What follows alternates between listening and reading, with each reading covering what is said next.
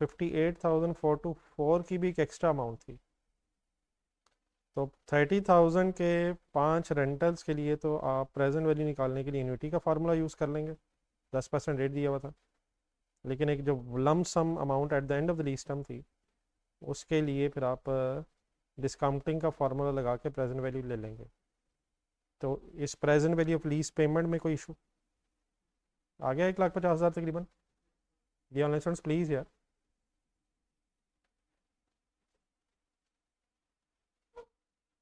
Broadcast ही नहीं हुआ हुआ यार। अब कह रहे हैं आवाज़ आ रही है, ब्रॉडकास्ट ही नहीं हुआ हुआ था। ब्रॉडकास्ट ही अब हुआ।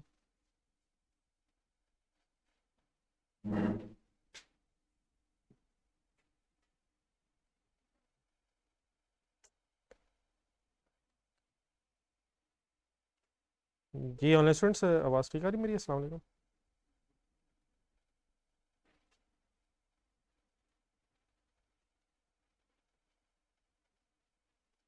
जी बेटा, क्वेश्चन नंबर 7 आपको होमवर्क दिया था, तो फिर कंप्लीट किया उसे?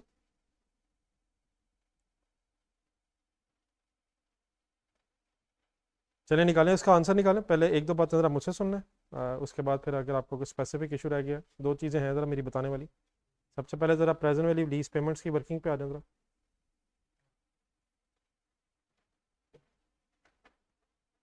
5 इसमें एनुअल रेंटल थे एरियर्स में 30,000 के, और 58,424 की एक अमाउंट भी थी eight the end of the lease term.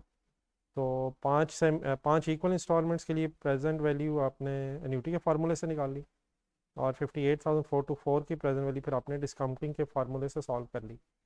तो 1,50,000 की वर्किंग में कोई इशू तो नहीं प्लीज़? ये ऑनलाइन स्टूडेंट्स आपसे पूछ रहा हूँ।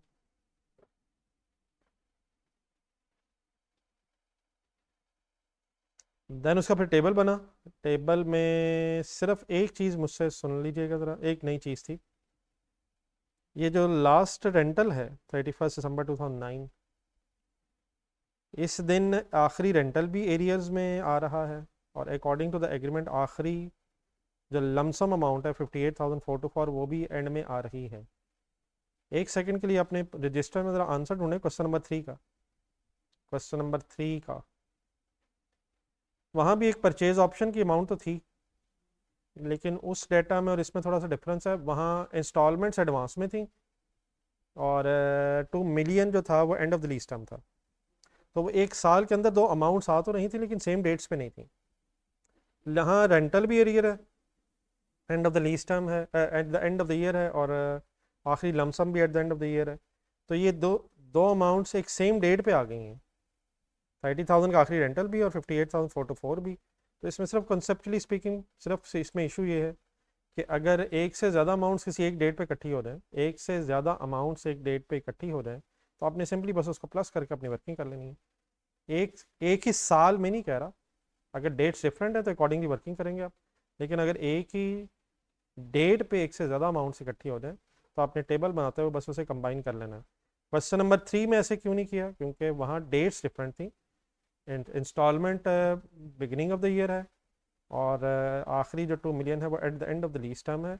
तो सेम ईयर नहीं, सेम डेट पे अगर एक से ज़्यादा अमाउंट्स इकट्ठी हो जाए, तो आपने उन्हें सिंपली कंबाइन करके वर्किंग कर लेनी है। Every other thing remain same. तो ये दो बस बातें मेरी करने वाली थी। बात समझ आ गई मेरी? ये जो मैंने बोला एक सेंटेंस, ये आपके क्वेश्चन नंबर 7 के एंड पे मैं अभी दिखा भी देता हूँ। क्वेश्चन नंबर 7 के एंड पे एक नोट लिखा भी हुआ है। ठीक है प्लीज़, बात समझ आ गई? बाकी इसके अलावा तो नहीं कोई इशू?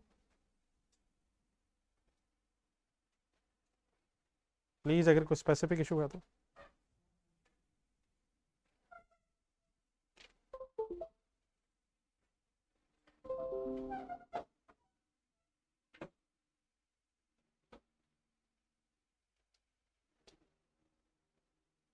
तो ये जो मैं अभी एक सेंटेंस आपके सामने बोल रहा था, ये ज़रा आप काइंडली क्वेश्चन नंबर 7 के एंड में एक नोट ज़रा देख लें। If more than one payments are on the same date, then simply बस आपने कंबाइन करके वर्किंग कर लेनी है। Every other thing remain same. चलें जी, इसके अलावा कोई इस डिस्कशन में लास्ट क्लास से रिलेटेड जो बातें हुई हैं, कोई इशू हो, किसी का कोई चीज़ ना समझ आई हो? यहाँ अपने डेप्रिसिएशन जो है वो 10 ईयर्स पे चार्ज की या 5 ईयर्स पे, ये ज़रा मुझे बता दो। क्वेश्चन नंबर 7 में 10 ईयर्स पे क्यों चार्ज की? क्योंकि ownership is expected to be transfer at the end of the lease term, ये आपको क्वेश्चन में लिखा हुआ था। तो सारा डेप्रिसिएशन का कॉन्सेप्ट क्या है? If there is transfer of ownership और परचेज ऑप्शन, देन सिंपली आप सॉरी देन यूजफुल लाइफ का बेस बना लें, otherwise shorter of the lease term and useful life.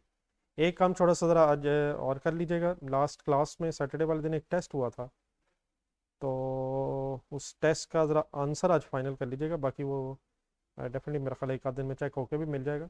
लेकिन आज का दिन जो है ज़रा वो जो टेस्ट हुआ तो उसका मैं ज़रा पेज नंबर बता देता हूँ। आपका जो आपके पास जो ये लीज के नोट्स हैं, इनमें तकरीबन एंड में जाके आखिरी ही शायद पेज है, लास्ट पेज पे ये क्वेश्चन है जो मैंने उस दिन टेस्ट में आपके सामने रखा था, by the name of Coal Limited. तो एंड ऑफ द नोट्स आखिरी सफ़ों पे ये आपको कोल लिमिटेड भी मिल जाएगा। तो इसको ज़रा इसका आंसर उसके बाद अवेलेबल है, तो एक नज़र इसको भी देख लीजिएगा। अगर कल कोई कन्फ्यूजन होगी तो फिर कल वो पर डिस्कस कर लेंगे, ठीक है जी। अगर टेस्ट चेक होकर मिल गया तो ये तो ज़्यादा अच्छी बात है, लेकिन फिर भी हो सकता है कोई मिस्टेक हो गई हो।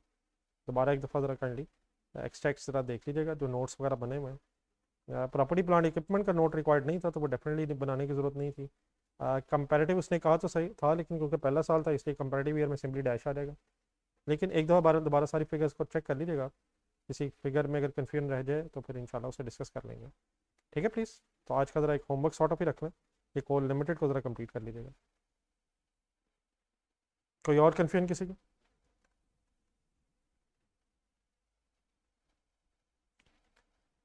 देन सर ये जो हमने लीज स्टार्ट की थी, इस लीज की डिस्कशन में हमने सिर्फ अभी लेसी डिस्कस किया है, और लेसी भी बस ज़रा हमने बस इनिशियली थोड़ा सा डिस्कस कर लिया है, फिर इसमें एक लेसर का आस्पेक्ट भी है थोड़ा सा। ये जो लीज का टॉपिक मैंने आपके सामने डिस्कस किया, इसका यहाँ इनिशियली मकसद ये था कि ये लीज की डिस्कशन जो है लेसी के एंगल से ये डिफरेंट टॉपिक्स में आगे जाके मिक्स हो जाती है।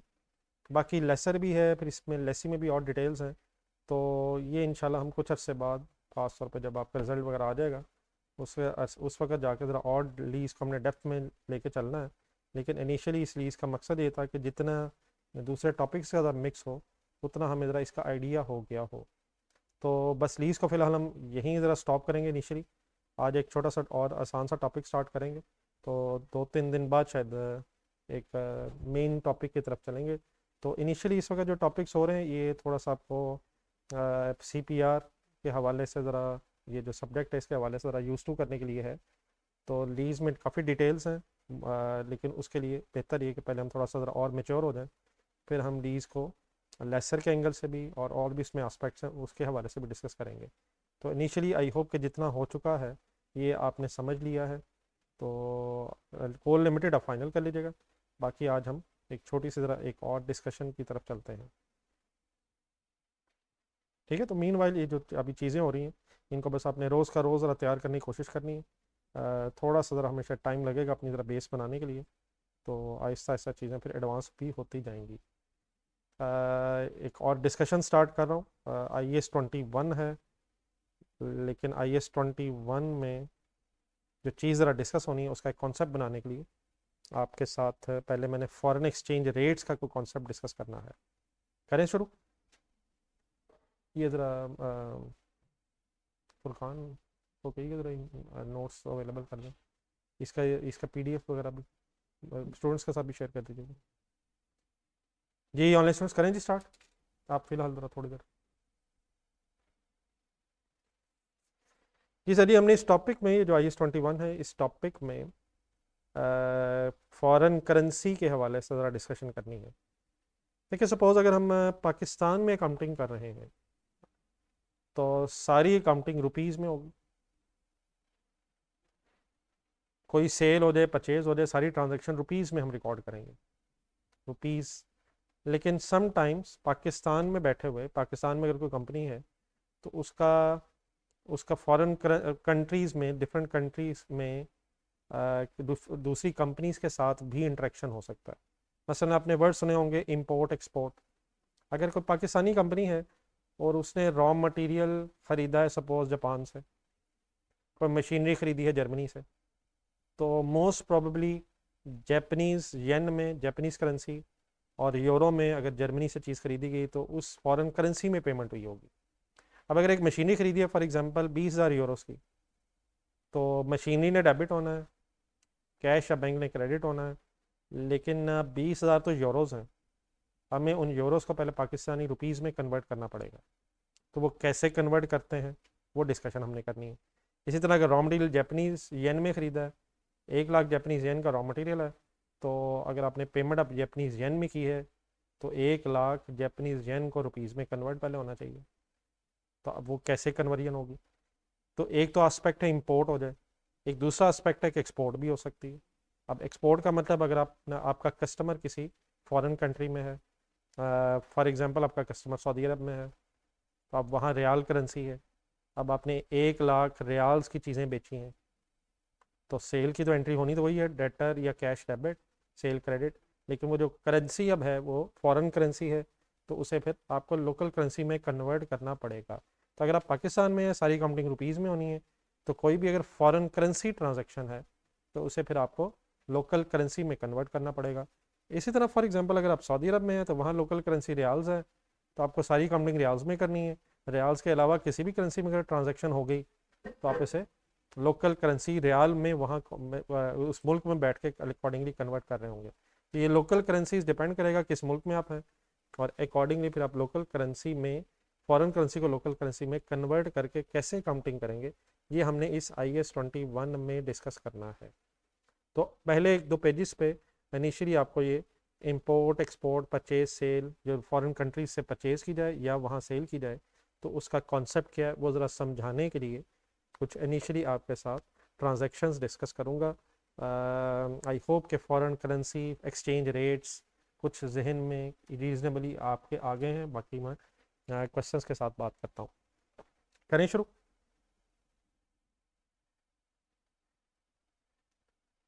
चलें स्टार्ट करें, पढ़ेंगे। सबसे पहले लिखा है परचेज ट्रांजैक्शन, मेरे साथ साथ ही रहना है, ठीक है। एंट्रीज लिखी हुई होंगी, अगर आपने लिखनी है तो सारे रजिस्टर पे लिख लीजिएगा, लेकिन समझने पे फोकस करने पे ज़रा ध्यान दीजिएगा। लिखा सारा हुआ है। वो कहता है Pakistani company suppose bought goods from Australian supplier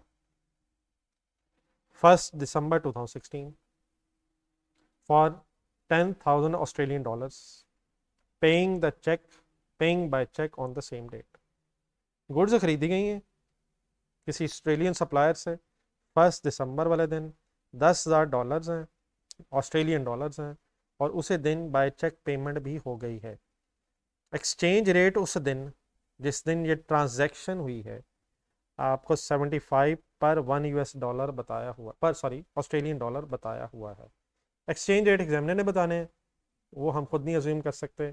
transaction dates भी एग्जामिनर बताएगा, हमने बस करना ये है कि ट्रांजैक्शन डेट पे अकॉर्डिंगली काउंटिंग कैसे करनी है उसे सीखना है। तो गुड्स खरीदी गई हैं जी, एंट्री जेन में लाएं। परचेजेस डेबिट, और पेमेंट उसी दिन होगी है, चेक से होगी है, नॉर्मली ये बाय चेक की पेमेंट्स होती हैं बैंकिंग चैनल्स के थ्रू। तो बैंक क्रेडिट हो रहा है, किस दिन ये हो रहा है? 1 दिसंबर वाले दिन हो रहा है। सिंपली क्या करना है, 10,000 ऑस्ट्रेलियन डॉलर्स हैं, एक्सचेंज रेट ढूंढा करना है हमने उस दिन का, तो 75 रुपीज़ का एक ऑस्ट्रेलियन डॉलर है।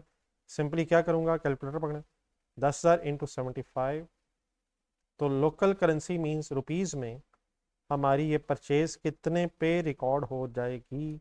7,50,000 रुपीज़ पे रिकॉर्ड हो जाएगी। तो सिंपली क्या करना है, फॉरेन करेंसी को लोकल करेंसी में कन्वर्ट कर लेना है जिस दिन ट्रांजैक्शन हो रही है उस दिन के एक्सचेंज रेट से। ठीक हो गया? Any confusion?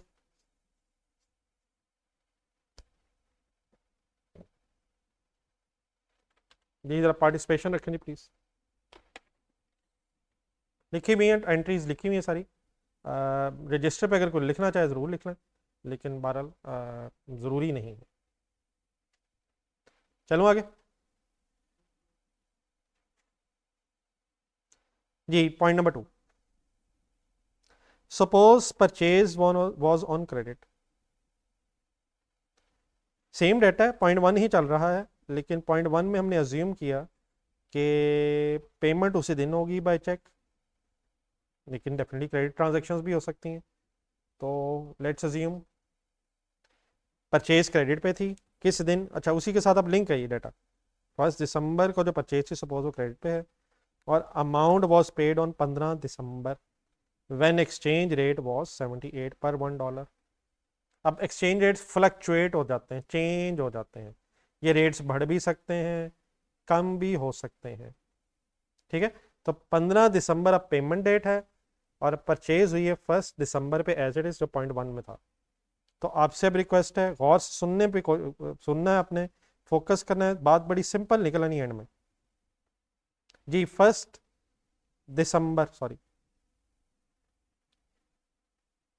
दिसंबर वाले दिन परचेज हुई और पेमेंट हो रही है 15 दिसंबर, नीचे वही परचेज, लेकिन अभी क्रेडिट पे हो रही है। तो क्रेडिट परचेज की एंट्री बताएं जी। परचेजेस डेबिट, पेबल कह लें या क्रेडिटर्स कह लें। अब परचेज हुई है 1 दिसंबर पे, अक्रूवल बेसिस पे हमने एंट्री करनी है, पेबल क्रेडिट हो गया। अब डॉलर थे 10,000। अब कॉन्सेप्चुअली स्पीकिंग जब आप 1 दिसंबर पे ही एंट्री कर रहे होंगे तो हमें उस दिन नहीं पता होगा कि अल्टीमेटली पेमेंट वाले दिन रेट क्या होगा। 1 दिसंबर पे अब डिफरेंट एग्जामिनर क्वेश्चन बनाते हुए तो आपको डिफरेंट डेट्स के एक्सचेंज रेट्स बता देगा, लेकिन रियल लाइफ में अगर हम सोचें तो हमें तो सिर्फ उसी दिन का रेट पता होगा जिस दिन ट्रांजैक्शन हो रही है, और 15 दिसंबर पे रेट कौन सा होगा ये हमें 1 दिसंबर वाले दिन नहीं पता होगा, रेट्स तो चेंज हो सकते हैं। तो 1 दिसंबर की जो एंट्री है वो आप 75 पे ही करेंगे, उस दिन रेट 75 था, which means purchase debit 7,50,000 and payable credit, फिलहाल लाइबिलिटी 7,50,000 ही है। अब 15 दिसंबर पे, 1 मिनट आए, 15 दिसंबर जब पेमेंट हो रही है, अब 1 मिनट कैलकुलेटर पकड़े, जब पेमेंट हो रही है तो डॉलर तो 10,000 ही है, लेकिन अब रेट हो गया 78। तो पाकिस्तानी करेंसी के हिसाब से हमारे बैंक से कितने पैसे जा रहे होंगे। अच्छा ये हमेशा बाय डिफ़ॉल्ट हम अज्यूम करेंगे इन एक्सचेंज ट्रांजैक्शंस में, foreign currency exchange rate transaction में, कि पेमेंट बाय बैंक हो रही है, ये नॉर्मली बैंकिंग चैनल्स में ही होती है। तो डॉलर्स तो 10,000 ही हैं, लेकिन अब 15 दिसंबर वाले दिन $1 अगर 78 का हो गया है तो हमारे बैंक से रुपीज़ में 7,85,000 रुपीज़ क्रेडिट हो रहे होंगे। पेमेंट हो रही है, एंट्री वही पेबल डेबिट बैंक क्रेडिट होना है, लेकिन बैंक कितने से क्रेडिट, 7,80,000 से। अब हमने तो लाइबिलिटी रिकॉर्ड की थी 7,50,000 पे, उस वक्त तो हमें रेट यही पता था कि 75 है। तो 75 rupees means multiplied by 10,000, 7.5 lakh रुपए वाली लाइबिलिटी अगर 7,80,000 पे हो रही है, कितने वाली लाइबिलिटी, कितने पे, 7,50,000 वाली लाइबिलिटी अगर 7,80,000 रुपीज़ पे सेटल हो रही है, तो सबसे पहले मेरा सवाल ये है कि क्या हमें अच्छा लग रहा है या बुरा लग रहा है। 7,50,000 वाली लाइबिलिटी, ए या बी कह लें, अच्छा बुरा। पेएबल था 7.5 लाख, लेकिन करेंसी की फ्लक्चुएशन ऐसी हुई कि हमें अच्छा क्यों नहीं लग रहा है, क्योंकि 7,50,000 वाली लाइबिलिटी या 7,80,000 पे सेटल हो रही है, ऐसे ही हो रहा है। तो तरीका क्या एंट्री बनाने का, इन अदर वर्ड्स बुरा अगर लग रहा है तो क्या गेन हो रहा है, लॉस हो रहा है, लॉस हो रहा है। लॉस होने का मतलब एक्सचेंज रेट्स इस तरह से फ्लक्चुएट हुए हैं कि फॉरेन करेंसी की फ्लक्चुएशन की वजह से हमें फॉरेन एक्सचेंज लॉस हो गया है। क्या ये हमेशा लॉस ही होता है, ज़रूरी नहीं है।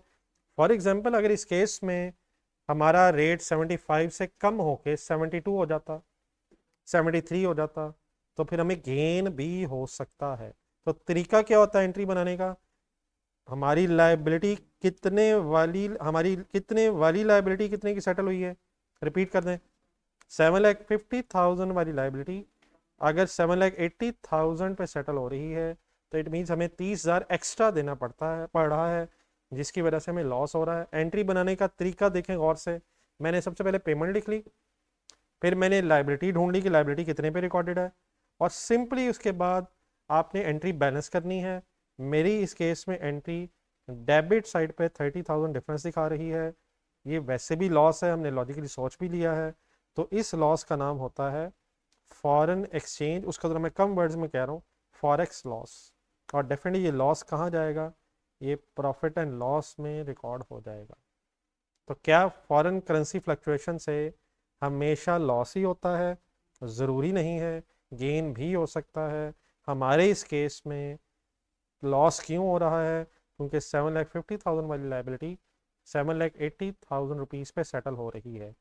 हमें कब गेन होगा कब लॉस होगा हम डिस्कस अभी करते हैं, लेकिन बेस्ट वे ये है कि अगर आपको अच्छा लग रहा होगा तो गेन होगा, बुरा लग रहा होगा, बिजनेस आपने अपना समझना है, तो फिर लॉस हो रहा होगा। डेफिनेटली अगर लॉस हो रहा होगा तो डेबिट फिगर आ रही होगी, और अगर गेन हो रहा होगा तो क्रेडिट फिगर बन रही होगी।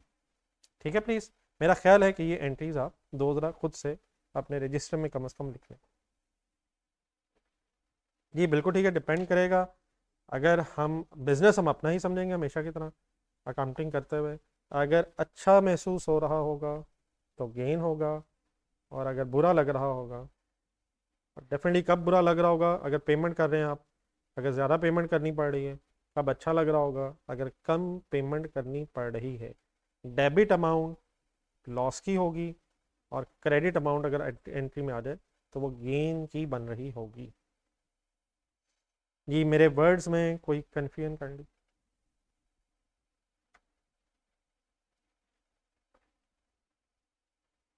जी बड़ा ऑनलाइन स्टूडेंट्स।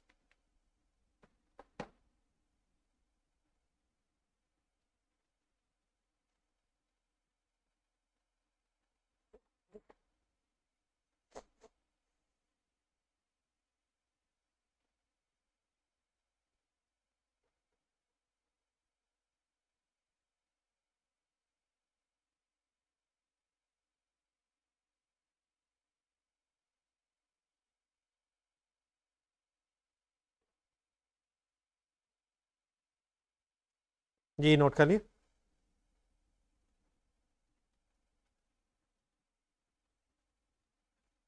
जी कोई लिख तो नहीं रहा? अगर कोई लिख रहा है बस वो बता दे, बाकी ठीक है अगर नोट कर लिया।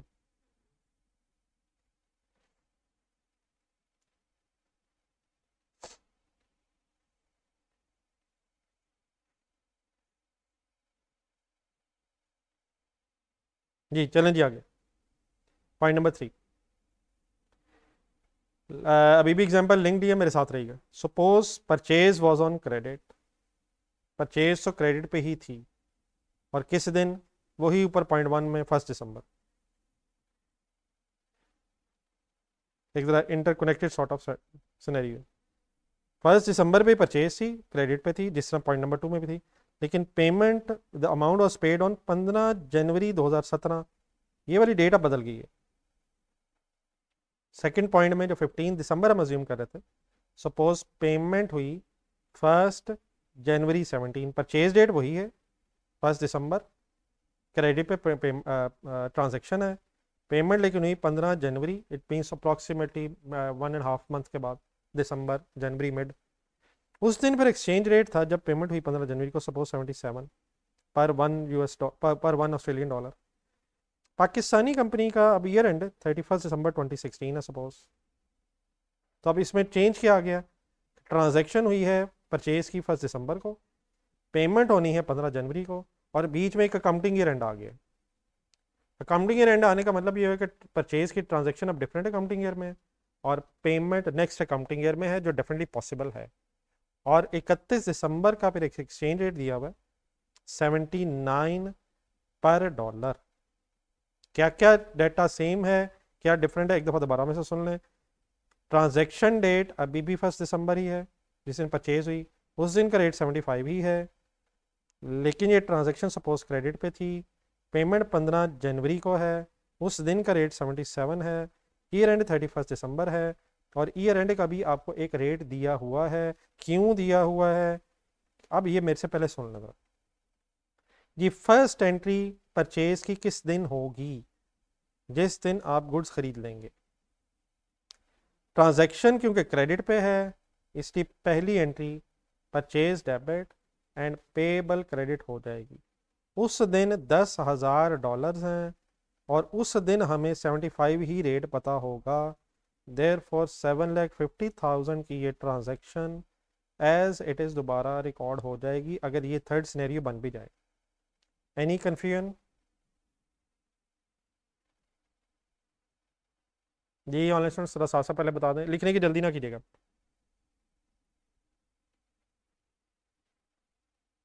Please respond any confusion.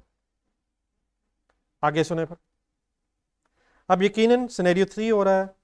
Payment date 15 जनवरी ही है, 15 जनवरी ही पेमेंट डेट है। लेकिन एक सेकंड के लिए अपने जहन में ईयर एंड लाएं जरा, 31 दिसंबर 2017। एक सेकंड, सॉरी, 31 दिसंबर 2016। एक स्टेटमेंट ऑफ फाइनेंशियल पोजीशन जरा जहन में बनाएं। क्या उसमें ये पेबल आ रहा होगा? प्लीज प्लीज, पेबल आ रहा होगा।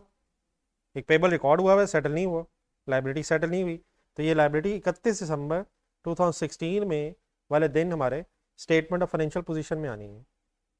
लेकिन ये जो स्टेटमेंट ऑफ फाइनेंशियल पोजीशन है ये एज ऑन होती है। तो क्या इस as on statement of financial position में 7,50,000 रुपीज लाइबिलिटी के तौर पे आने चाहिए? वो 7,50,000 रुपीज तो बने थे 1 दिसंबर के रेट की बेस पे।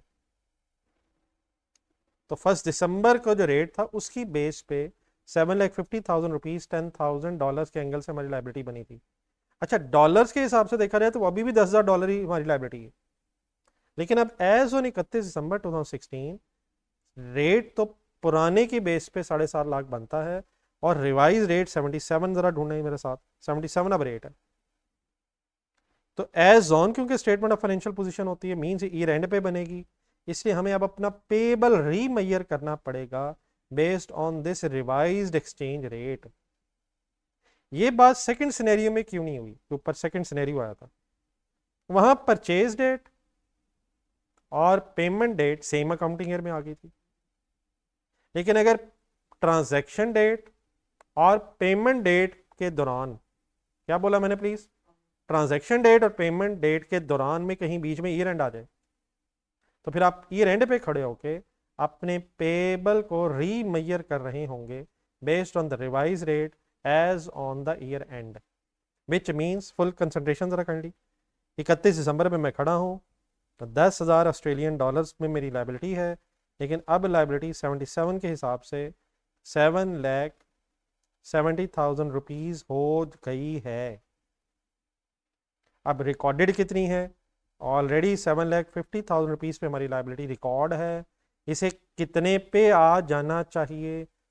7,50,000 को 20,000 से बढ़ के 7,70,000 हो जाना चाहिए। तो क्या मुझे लाइबिलिटी को बढ़ाने के लिए क्रेडिट करना होगा? कितने से? 20,000 से। 7,50,000 रिकॉर्डेड है, 770,000 होना चाहिए। तो लाइबिलिटी अगर बढ़नी है तो लाइबिलिटी क्रेडिट होनी है, और लाइबिलिटी अगर बढ़ रही है तो बताएं आपको कैसा लग रहा है? और अगर बुरा लग रहा है तो ये क्यों बुरा लग रहा है? ये क्योंकि लॉस हो रहा है। क्या रेट की फ्लक्चुएशन की वजह से इस केस में फॉरेन एक्सचेंज लॉस हो रहा है? क्या ये हमेशा लॉस ही होता है? नहीं, गेन भी हो सकता है, लेकिन इस केस में रेट 75 से बढ़ के 77 हुआ है और हमने पैसे देने हैं। देयरफॉर लाइबिलिटी को जब रीमेजर किया तो लाइबिलिटी बढ़ रही है, और लाइबिलिटी का बढ़ना हमें अच्छा नहीं लग रहा, इसलिए ऑपोजिट साइड पे फॉरेन एक्सचेंज लॉस बन रहा है। मुझे मेरे दो क्वेश्चंस का आंसर चाहिए। नंबर 1 कि मैं 31 दिसंबर पे खड़ा क्यों हुआ, और नंबर 2 ये जो मैंने मेजरमेंट की है, ये दोनों बातें समझ आ गई हैं? खड़ा क्यों हुआ? As on statement of financial position बनती है, विच मीन्स लाइबिलिटी को रीमेजर होना चाहिए। डॉलर्स नहीं बदल रहे, डॉलर 10,000 ही हैं, लेकिन एक्सचेंज रेट बदलने की वजह से अब हमारी रुपीज़ में लाइबिलिटी चेंज हो जाएगी, और लाइबिलिटी क्योंकि बढ़ रही है रेट की फ्लक्चुएशन की वजह से, इसलिए फॉरेन एक्सचेंज लॉस आ रहा है। Any confusion in this entry? अभी लिखने की जल्दी ना कीजिएगा, मुझे ज़रा आखिरी लिख लेने दें। In other words after this entry, चलें एक और काम कर लें, स्टेटमेंट ऑफ फाइनेंशियल पोजीशन जहन में बनाया जरा। आपकी स्टेटमेंट ऑफ फाइनेंशियल पोजीशन में 770 नज़र आ रहा होगा या 750, बस ये मुझे बता दें 770 या 750।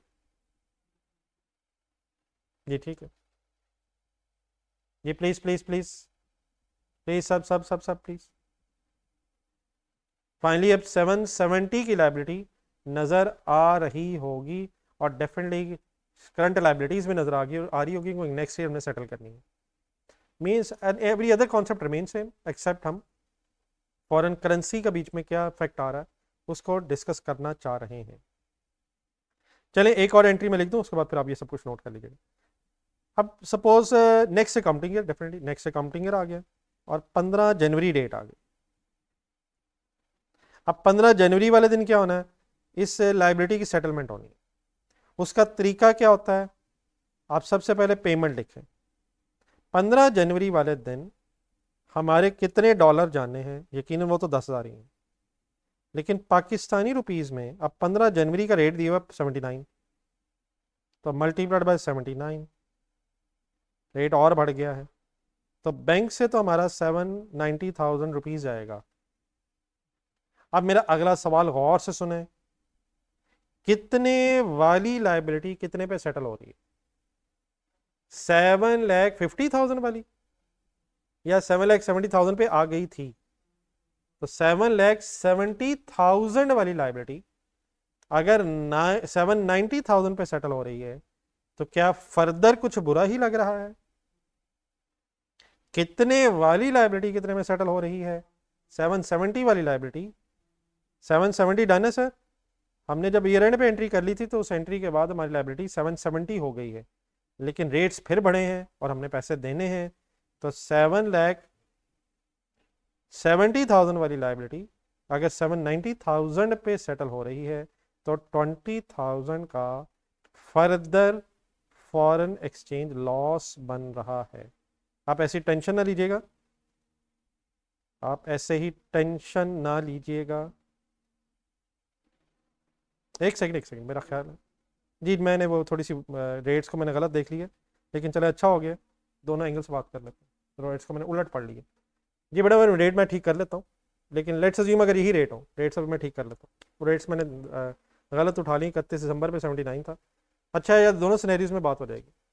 अगर ईयर एंड पे 77 था सपोज, तो 20,000 का लॉस वहाँ था, और अगर लाइबिलिटी सेटलमेंट वाले दिन 79 था तो फिर फर्दर लॉस हो गया है 20,000 का। पहले यहाँ तक एज इट इज बता दें, फिर डेफिनेटली सिनेरियो में सॉरी रेट डिफरेंट थे, तो चले अच्छा उसकी बात भी हो जाएगी। जी समी, आप जो कह रहे हैं वो आप उन रेट्स की बेस पे कह रहे हैं जो मैंने वो पेज पे लिखे नज़र आ रहे हैं। सॉरी, मैंने ज़रा रेट्स को जल्दी से ज़रा गलत उठा लिया था, तो मैं भी ठीक कर देता हूँ। अदरवाइज तो बात मेरी समझ आ गई, बाकी वो मैं भी ठीक करता हूँ, बल्कि आपसे पूछूंगा।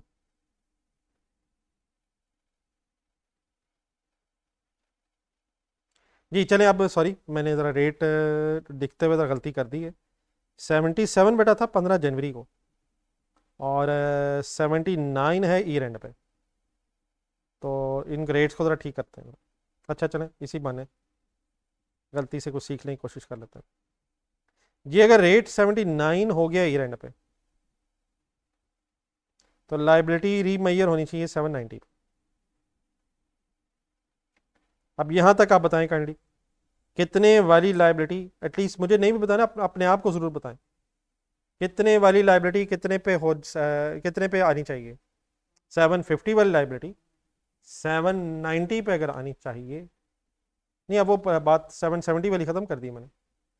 750 पे हमने लाइबिलिटी बनाई थी, रेट 79 हो गया, 75 से 79 हो गया, तो पर डॉलर शायद 4 रुपये का नुकसान हो रहा है। तो 750 वाली लाइबिलिटी अगर 790 पे आ जाए तो 40,000 का आपको लॉस हो रहा है। यहाँ तक ठीक है प्लीज़? अब रेट सॉरी मैंने जो गलत उठाए थे उनको ठीक कर रहा हूँ। 79 रेट था ईयर एंड पे, ठीक है मिस्टर उस्मान?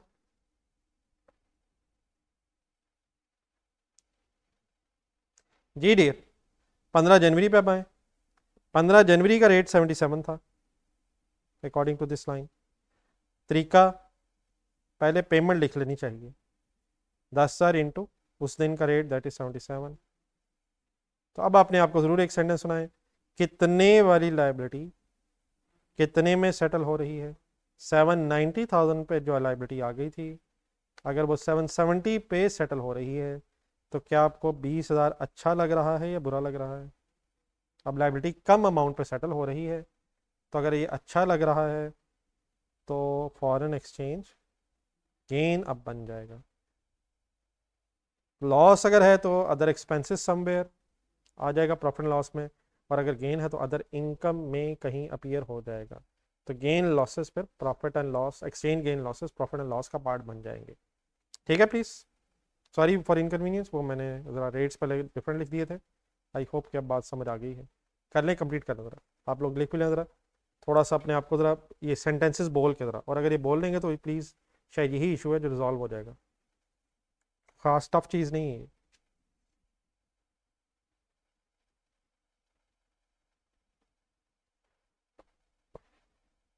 तो अगर परचेज डेट और पेमेंट डेट के दौरान में कहीं ईयर एंड आ जाए, तो फिर as on statement of financial position क्योंकि बन रही होती है, तो पेबल रीमयर हो जाएगा बेस्ड ऑन द रेट जो उस दिन एप्लीकेबल है।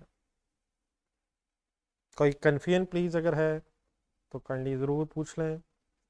छोटे छोटे काम साथ साथ वाइंड अप किए हों तभी फिर बाद में आगे जाके चीज़ें समझ आती हैं।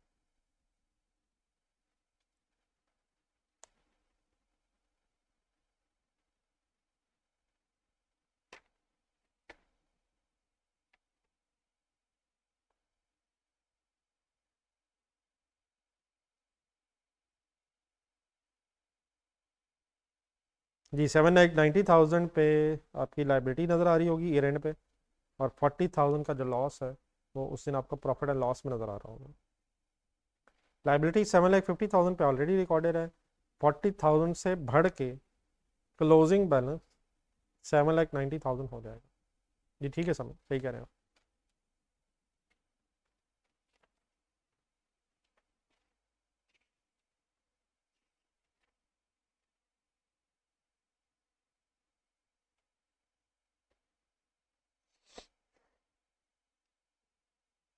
जी अगर नोट कर लेंगे तो काइंडली बताइए।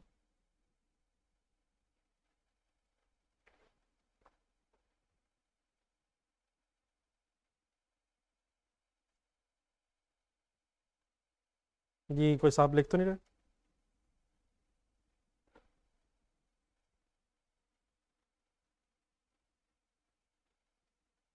Anybody writing?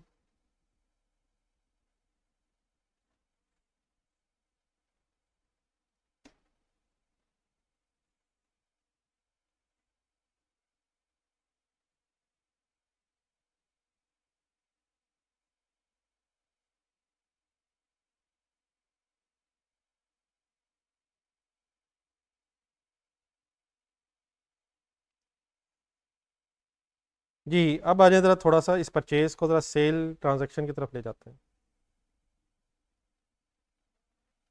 ये एक सिनेरियो दोबारा बना हुआ है, आज हम पढ़ना शुरू करें। A Pakistani company sell goods to a customer in Saudi Arabia on 15th June 2018 for rupees 10,000 riyals. इस ये ज़रा एक ज़ीरो इसका कम है।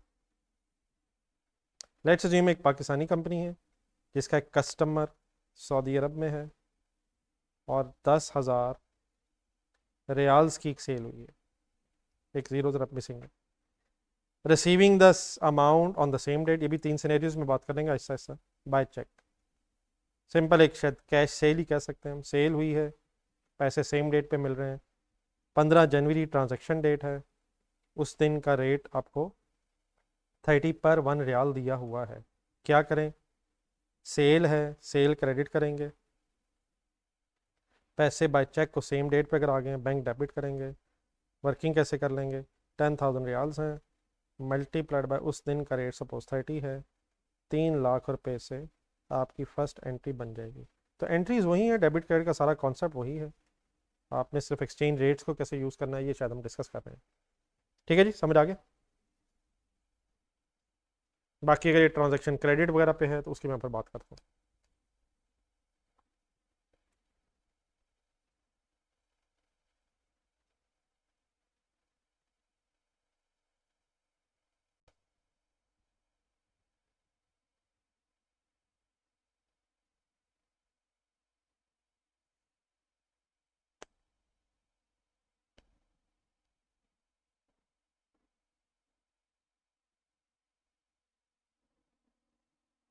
चलें जी आगे। चलें बेटा, जिस तरह ऊपर 3 सिनेरियोज में बात हुई है, उसी तरह सेल को भी 3 सिनेरियोज में डिस्कस कर लेते हैं। Point number 2, suppose sale was on credit, वही सेल, अब उसमें कॉमन वही है, डेट 15 जून है, 10,000 रियाल्स हैं, लेकिन सपोज सेल क्रेडिट पे है और अमाउंट आपको 10 दिन बाद 25 जून को रिसीव हुई है, और उस दिन का एक्सचेंज रेट फिर 32 दिया हुआ। क्रेडिट सेल की एंट्री जहन में लाएं, डेटर या रिसीवेबल डेबिट, सेल क्रेडिट, किस दिन, 15 जून। सेल तो आप उसी दिन रिकॉर्ड करेंगे अक्रूवल बेसिस पे जिस दिन सेल हुई है, पैसे अगर बाद में आ रहे तो उसका हिसाब बाद में आ जाएगा। वंस अगेन, जिस दिन आप 15 जून वाले दिन खड़े होंगे, उस दिन आपको कौन सा रेट ही पता होगा जो 15 जून वाले दिन था। तो कैसे वर्किंग करेंगे, 10,000 इंटू 30, 3 लाख से ही आपकी क्रेडिट सेल रिकॉर्ड हो जाएगी। ट्रांजैक्शन डेट पे आपको जो रेट पता है आप वही कर सकते हैं। 25 जून पे अब एग्जामिनर तो डेफिनेट डेट फ्यूचर के दे देगा, लेकिन वो हमें डेट्स उस वक्त नहीं कॉन्सेप्टली पता होंगे जिस दिन ट्रांजैक्शन हो रही है। तो आप 25 की एंट्री करवा दें जरा, फिर आप लिख लीजिएगा 25 सपोज डेट आई, अब उस दिन रेट है 32 हो गया है। अब फुल कंसनट्रेट कीजिएगा, लिखने की जल्दी ना करें, आपके लिए एंट्रीज हैं, पेशेंस दिखा दें। 15 जून की सेल है, 25 जून को रसीट है, पहले बेसिक एंट्री बना लें। बाय डिफ़ॉल्ट हमेशा कैश की बजाय बैंक से ही रिसीट एंड पेमेंट्स अज्यूम करेंगे। बैंक डेबिट हो जाएगा, रिसीवेबल क्रेडिट हो जाएगा। लेकिन सवाल वही है, बैंक कितने से कैसे। इस दिन अब हमें 10,000 रियाल मिलने हैं, और 1 रियाल इस दिन 32 रुपये का है। तो कितने वाला रिसीवेबल, वर्ड मेरे गौर से सुन के रिपीट कर दीजिएगा, कितने वाला रिसीवेबल कितने रुपीज़ में रिसीव हो रहा है। 3 लाख वाला रिसीवेबल अगर 3,20,000 में रिसीव हो रहा है तो आपको कैसा महसूस हो रहा है, अच्छा लग रहा है। 3,20,000, 3 लाख वाला सॉरी रिसीवेबल अगर 3 लाख हमें रिसीव हो रहा है तो पैसे ज़्यादा हो रहे हैं। तो रेट का बढ़ना ज़रूरी नहीं कि गेन ही हो या लॉस ही हो। अगर आपने पैसे देने हैं फिर रेट का बढ़ना शायद लॉस है, और अगर रेट बढ़ रहा है और पैसे आ रहे हैं तो फिर तो आपको गेन हो जाएगा। इसलिए सबसे बेस्ट क्या है, कितने वाला रिसीवेबल कितने में रिसीव हो रहा है। 3 लाख वाला रिसीवेबल अगर 3,20,000 में रिसीव हो रहा है, आपको अच्छा लग रहा है, और एंट्री बनाते हुए सबसे बेस्ट तरीका ये है कि पहले आप ये लिख रहे हैं कितना रिसीव हो रहा है, कितना रिसीवेबल था। ऑटोमेटिकली इंशाल्लाह सही जगह पर डिफरेंस आ जाएगा अगर आप एंट्री सही बना रहे हैं, तो गेन है, और गेन क्रेडिट फिगर बन जाएगी। ये सबको पता चल रहा है एंट्री बैलेंस कैसे कर रहा हूँ मैं। पहले मैं क्या देखा, मैंने रिसीव कितना हो रहा है, फिर मैंने क्या देखा, रिसीवेबल था कितना, और अगर ज़्यादा पैसे रिसीव हो रहे हैं तो फिर ये foreign exchange gain profit and loss में इस केस में 20,000 बन जाएगा। ठीक है प्लीज़। तो ये जब लिखें एंट्री ज़रूर लिखें, लेकिन साथ साथ प्लीज़ ये जो वर्ड्स मैं आपके लिए बोल रहा हूँ इनको ज़रा रिपीट करके लिखें, ताकि ज़रा थोड़ा सा यूज टू होना शुरू हो जाए। एनी कन्फ्यूजन नोट करके बताइएगा ज़रा।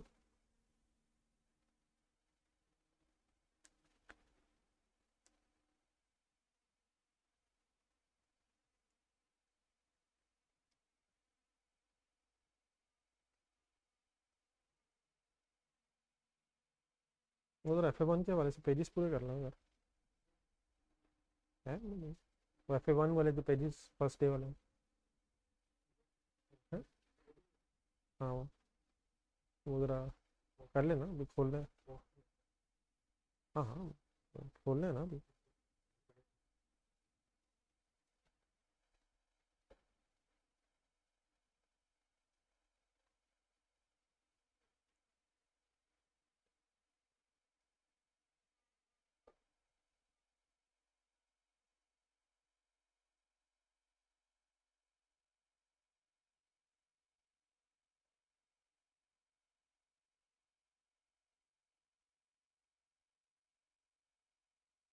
यही बड़ा नोट कर लिए।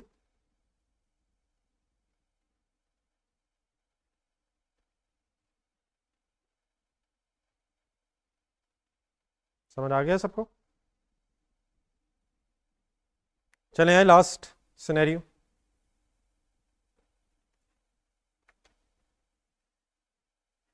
ये सुनिएगा पहले गौर से।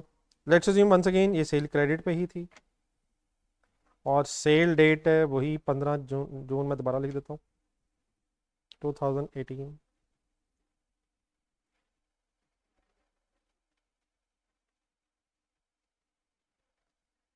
अमाउंट लेकिन रिसीव हुई सपोज 5 जुलाई को, अब डेट ऑफ रिसीट बदल गई।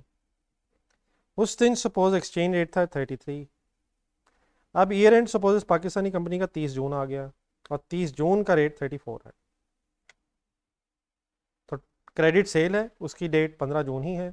अमाउंट लेकिन अब रिसीव सपोज हुई 15 जुलाई, सॉरी 5 जुलाई 2018 और ईयर एंड आ रहा है 30 जून।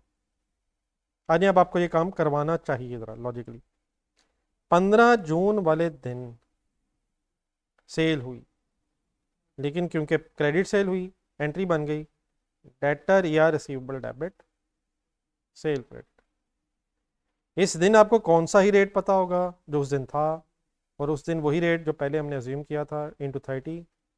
3 लाख से आपने सेल रिकॉर्ड कर ली।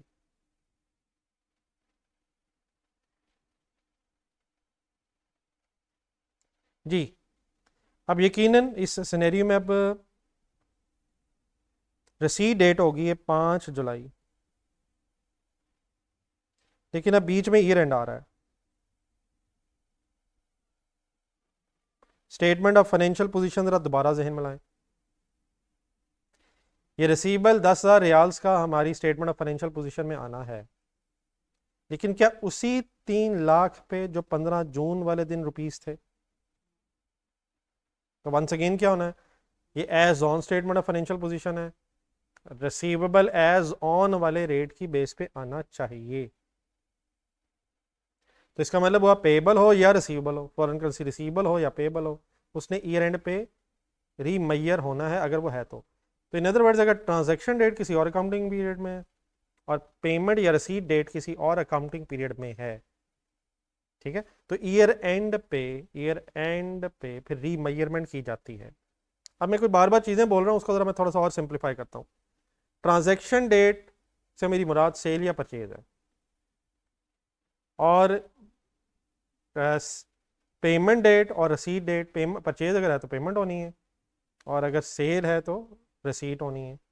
तो पेमेंट या रसीद डेट को बोलते हैं सेटलमेंट डेट। पेबल अगर है तो उसने पे होकर सेटल होना है, और अगर रिसीवेबल है तो उसने रिसीव होकर सेटल होना है। तो एक है ट्रांजैक्शन डेट और फिर एक है सेटलमेंट डेट। अगर इन दो डेट्स के दरमियान में कहीं ईयर एंड आ रहा है तो उस दिन फिर रीट्रांसलेशन होती है, रीमयरमेंट होती है, उसे बोला जाता है फिर ट्रांसलेशन डेट। ईयर एंड को ट्रांसलेशन डेट ये भी लिखा मिल जाएगा, वो टेंशन ना लें आप। तो ये जो रिसीवेबल और पेबल्स को ईयर एंड पे हम मैयर कर रहे हैं, इसे बोला जाता है कि हम ट्रांसलेशन कर रहे हैं। ट्रांसलेशन कब होती है फॉरेन करेंसी रिसीट, रिसीवेबल या पेबल की? अगर ट्रांजैक्शन डेट और settlement date different accounting periods में हो। अगर ट्रांजैक्शन डेट और settlement date same accounting period में है तो फिर ट्रांसलेशन डेट नहीं आएगी, आपका फॉरेन करेंसी रिसीवेबल पेबल होगा ही नहीं। लेकिन अगर ईयर एंड पे फॉरेन करेंसी पेबल या रिसीवेबल है तो फिर उससे आपने रीमैयर जो करना है उसे फिर ट्रांसलेशन बोला जाता है। और ये ट्रांसलेशन तभी होगी अगर ट्रांजैक्शन डेट और settlement date different accounting periods में चली जाए। बात मेरी अब कुछ समझ आ रही है? बाकी इन वर्ड से ना परेशान होइएगा। ट्रांजैक्शन डेट जब मैं बोलूँगा तो मतलब यहाँ सेल या परचेज की बात कर रहा हूँ। अगर मैं सेटलमेंट डेट की बात करूँ तो इसका मतलब मैं पेमेंट या रसीद की बात कर रहा हूँ। और अगर मैं आपसे कहूँ कि यार आए ट्रांसलेशन करवाएं तो इसका मतलब हम ईयर एंड पे खड़े होंगे और उस दिन देख रहे होंगे कि कोई हमारा फॉरेन करेंसी पेबल या रिसीवेबल तो मौजूद नहीं है। तो आए ज़रा बताएं, क्या 30 जून पे इस सिनेरियो में हमारा कुछ फॉरेन करेंसी रिसीवेबल है? जी 10,000 है, लेकिन अब ये 10,000 ईयर एंड पे किस रेट पे मैयर होना चाहिए? ये ज़रा काइंडली आप ही बता दें। मैंने पिछली ज़रा एग्जाम्पल देखते हुए ज़रा गलती कर दी थी, आप बता दें ज़रा कौन सा रेट लूँ मैं। जी ठीक है, ये ऑनलाइन स्टूडेंट्स आप बता दें ज़रा। प्लीज़ प्लीज़ प्लीज़, कौन सा रेट? जी ईयर एंड पे रेट बताया हुआ था 34, ठीक है। तो 34 से मैंने मल्टीप्लाई किया। वर्ड्स मेरे गौर से सुनते रहे बस, आपके भी जहन में ये चीज़ सेट होनी चाहिए। ये बनेगा 3,40,000। तो कितने वाला रिसीवेबल कितने रुपीस में ट्रांसलेट हो रहा है? 3 लाख वाला रिसीवेबल 3,40,000 में ट्रांसलेट हो रहा है। इन अदर वर्ड्स रिसीवेबल बढ़ रहा है या कम हो रहा है? बढ़ रहा है। 3 लाख से 3,40,000 हो रहा है। रिसीवेबल का बढ़ना आपको अच्छा लग रहा है या बुरा लग रहा है? तो रिसीवेबल बढ़ने से डेबिट हो जाएगा, क्रेडिट हो जाएगा? 3 लाख पहले रिसीवेबल था, 40,000 से और बढ़ेगा तो ये डेबिट हो जाएगा। ऑटोमेटिकली हमारी एंट्री फॉरेन एक्सचेंज गेन ही की तरफ हमें लेके जा रही है। तो इसकी आप टेंशन ना लें कि ये गेन है या लॉस है, ठीक है, लॉजिकली पता होना चाहिए। लेकिन अगर आप एंट्री सही बना रहे हैं, लाइबिलिटी बढ़ेगी तो लाइबिलिटी क्रेडिट है, और लाइबिलिटी का बढ़ना आपको अच्छा नहीं लगेगा, लॉस है। अगर आपका रिसीवेबल बढ़ रहा है तो एसेट है, डेबिट हो जाएगा। अच्छा लग रहा है, गेन हो जाएगा। Any confusion in these entries?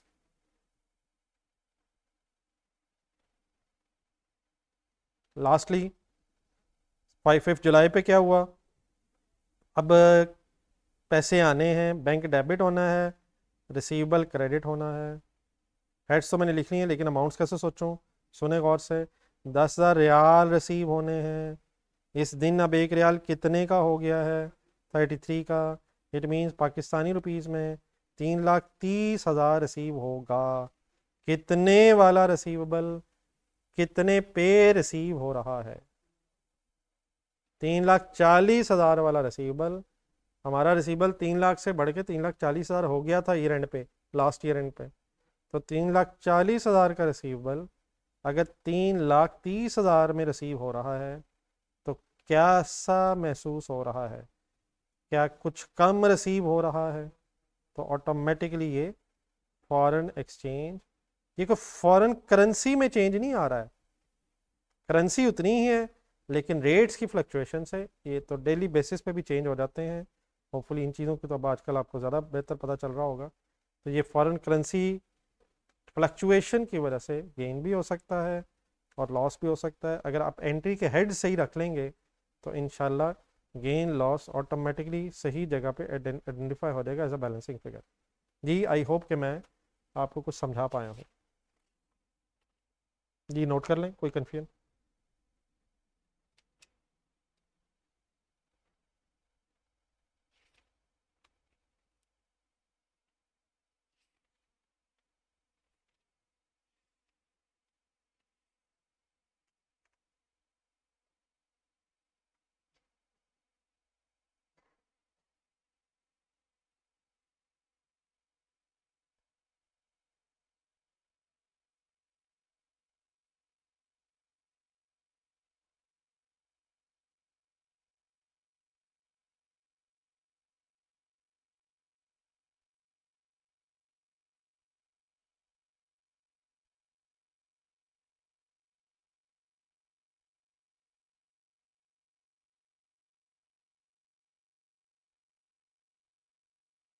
Ji note कर लेंगे तो बताइएगा please.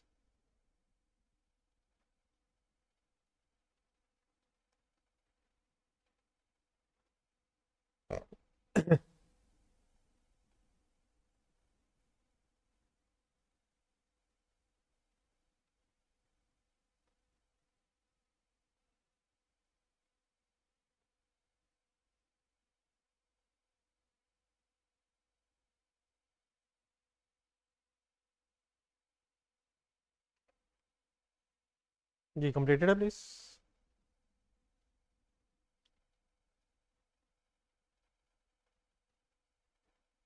Anybody writing?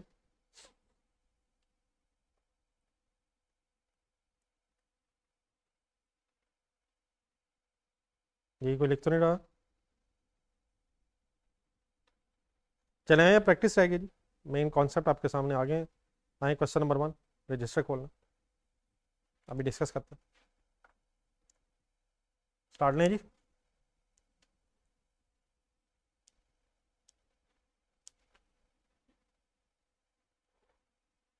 Ji 1 August 2018,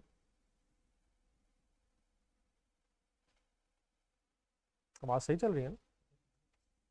on 1 अगस्त 2018 अब पाकिस्तानी फर्म, अभी फ़िलहाल पाकिस्तान के अंदर है कि काउंटिंग करें, purchase goods costing $10,000 from a US firm to be paid on 31 January 2019, purchase goods, transaction date 1 अगस्त है, payment date mean settlement date 31 जनवरी है, फर्म का काउंटिंग ईयर एंड हो गया 31 दिसंबर पे, डिफरेंट स्पॉट रेट्स, अच्छा स्पॉट रेट्स का से परेशान होने की ज़रूरत नहीं है, स्पॉट रेट सिंपली कहते हैं वो रेट जिस दिन आपकी कोई ट्रांजैक्शन हो रही है, मसलन आज जो भी रेट होगा वो स्पॉट रेट है आज का, कल जो भी रेट होगा वो उस दिन का स्पॉट रेट है, तो स्पॉट रेट मीन्स जिस दिन की बात हो रही है उस दिन का रेट, ठीक है। तो 1 अगस्त का रेट दे रहा है 120, 31 दिसंबर का रेट दे रहा है, 31 जनवरी का दे रहा है, statement of financial position, transaction date, settlement date, अगर आपने पेमेंट करनी है तो सेटलमेंट डेट मीन्स जिस दिन पेमेंट हो रही है, और अगर रिसीट होनी है तो सेटलमेंट डेट मीन्स जिस दिन पैसे मिलने हैं, ठीक है। आपने नेसेसरी एंट्रीज करनी है इस डाटा की बेस पे, पाकिस्तानी फर्म, बिस्मिल्लाह पढ़ेंगे।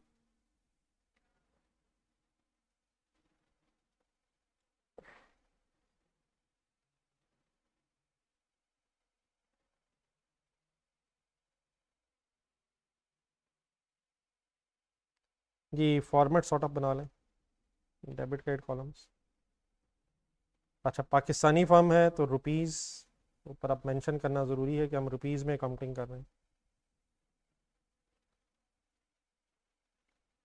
डेट, अकाउंटिंग हेड्स,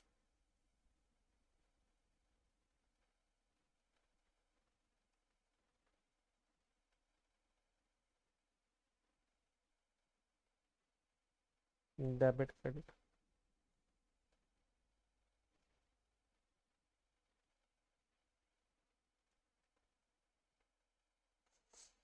जी स्टार्ट लें, पहले करवा दीजिएगा थोड़ा सा। जी ट्रांजैक्शन डेट है 1 अगस्त, क्या हुआ इस दिन? परचेज हुई, क्रेडिट पे हुई, ये आप बताएं।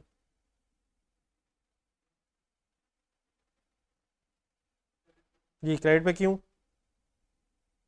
पेमेंट तो जाके होनी है 31 जनवरी पे, तो क्या एंट्री बनी इस दिन? Purchases debit, creditors credit, creditors payable जो कहना है एक्सेप्टेबल है। वर्किंग कैसे करो? $10,000 है और उस दिन $1 120 का है, ठीक है। सिंपल आंसर सॉल्व कर दें, 12 लाख रुपीज़ इन थाउजेंड्स में लिख दूं, 1200 हो जाएगा, 12 लाख ही बनता है ना, 1200 हो जाएगा, 12 लाख ही है। करवा दें, पूरा करवा दें, ढूंढ के बताएं नेक्स्ट डेट क्या लिखूं। सेटलमेंट हो रही है जाके 31 जनवरी पे, और बीच में ईयर एंड आ रहा है 31 दिसंबर, तो 31 दिसंबर पे क्यों रुक रहे हैं? ताकि ट्रांसलेशन कर सकें किस चीज़ की? पेएबल की। जी पेएबल पे आए, कैसे दोबारा सोचूं क्या पेएबल कितना है?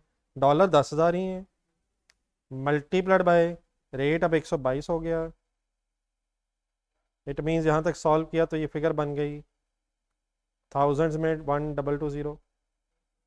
अब कितने वाली लाइबिलिटी कितने पे मैयर होनी चाहिए? 1200 वाली लाइबिलिटी 1220 पे मैयर होनी चाहिए, पेएबल क्रेडिट हो जाएगा कितने से? 20 से, ऐसे ही है, 1200 से माइनस ही होना ना यार, तो 20 से लाइबिलिटी बढ़ानी है, और लाइबिलिटी का बढ़ने का मतलब फॉरेक्स लॉस हो जाएगा, लाइबिलिटी बढ़ रही है रेट की फ्लक्चुएशन की वजह से, 20,000 का नुकसान हो रहा है, और इस एंट्री को करने से आपकी लाइबिलिटी 1200 से बढ़ के 1220 पे आ गई है। फाइनल कर दें, 31 जनवरी 2019, अब ईयर एंड कोई नहीं उसने बताया हुआ, मैं सारी पॉसिबल एंट्रीज लिख रहा हूँ, 31 जनवरी 2019 पे अब क्या एंट्री होनी चाहिए? पेमेंट होनी है इस दिन। Payable debit, bank credit. जी, पेएबल डेबिट, बैंक क्रेडिट। अब बैंक कितने से क्रेडिट? $10,000 देने हैं। और रेट क्या हो गया 31 जनवरी को? 121 हो गया है। तो 121 से जब मल्टीप्लाई किया 10,000 को, प्लीज़ आंसर आया 1210 मेरा ख्याल है, 1210। ठीक है, तो कितने वाली लाइबिलिटी कितने पे हो रही है? 1220 वाली लाइबिलिटी अगर 1210 पे सेटल हो रही है तो कैसा महसूस हो रहा है? कम कम देना पड़ रहा है तो अच्छा लग रहा है। तो अच्छा लगने का मतलब इस सेटलमेंट पे हमें गेन हो रहा है। ठीक है जी, प्लीज़ लिखें जी प्लीज़। ये प्लीज़ सबने सोचा मेरे साथ?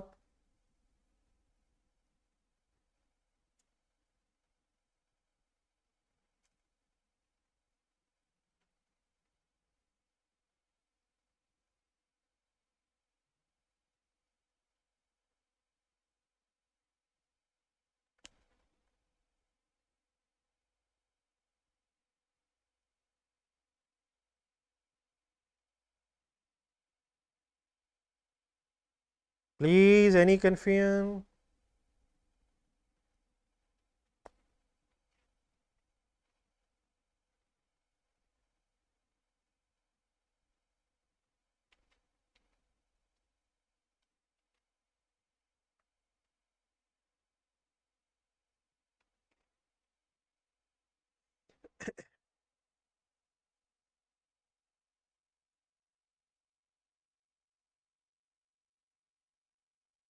ये मुबीन है, इसकी पीडीएफ कर दी शेयर?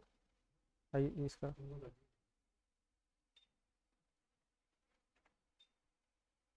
ये बुक्स का भी ज़रा पता करके मुझे बताना आज। हाँ,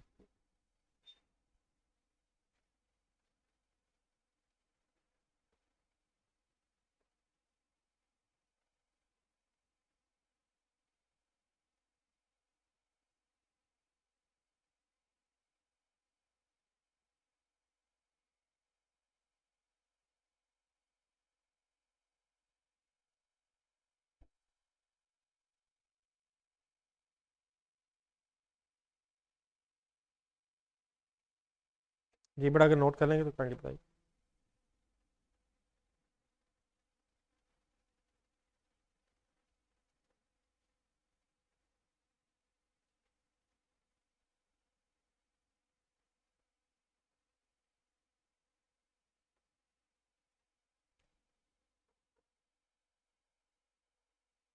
जी कोई लिख तो नहीं रहा आप?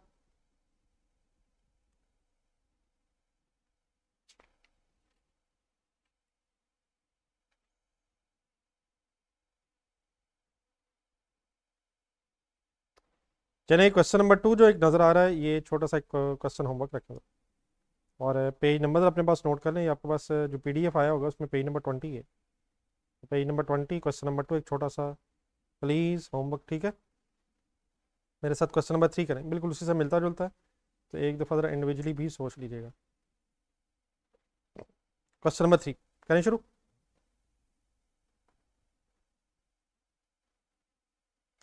जी, Safeer Pakistan limited, Safeer Pakistan textile limited is a multinational company. The company is principally engaged in manufacturing and selling of menswear. The company exports designer dresses to the UK, UAE, and USA. The company prepares its financial statements on 30th June. During the year, following transactions were incurred in foreign currency. Concentration से बस पढ़ते रहें, करना क्या हो फिर अभी decide करते हैं। 15th April 2017, SPTL sold dresses to customer in UAE on account of 20,000 dirhams. The customer settles the transaction after 1 month. and the company therefore received 20,000 dirhams on 15 May 2017 on 1st May 2017 the company has imported a machine from USA. Sorry. The invoice for the machinery was for 1,10,000 US dollars and will be paid to the vendor on 20th August 2017. Vendor कौन होता है? जिसे आपने चीज़ खरीदी होती है, supplier. 1 मई को आपने ये मशीन परचेज हुई है और 20th अगस्त पे जाकर आपने ये पेमेंट करनी है। 1,10,000 की ये इनवाइस है। कंपनीज फंक्शनल करेंसी, अभी कुछ क्वेश्चन में एक वर्ड बार बार आएगा, फंक्शनल करेंसी। इसका एग्जैक्ट मीनिंग इंशाल्लाह मैं बताऊंगा जब ज़रा डिस्कशन थोड़ी सी आगे चली जाए। फिलहाल जब भी कभी फंक्शनल करेंसी वर्ड लिखा नजर आए तो आप उसे लोकल करेंसी समझ लें, और लोकल करेंसी का मतलब जिस मुल्क में आप हैं उसकी करेंसी। तो अगर ये कहीं नोट कर लें अपने पास, फंक्शनल करेंसी सिंपली फिलहाल मीन्स लोकल करेंसी की बात हो रही है। एक छोटा सेंटेंस लिखना था, बाकी इसका एग्जैक्ट मीनिंग तकरीबन यही होता है, लेकिन थोड़ा सा उसमें और भी वेरिएशन आ सकती है, तो मैं डिस्कस करूँगा।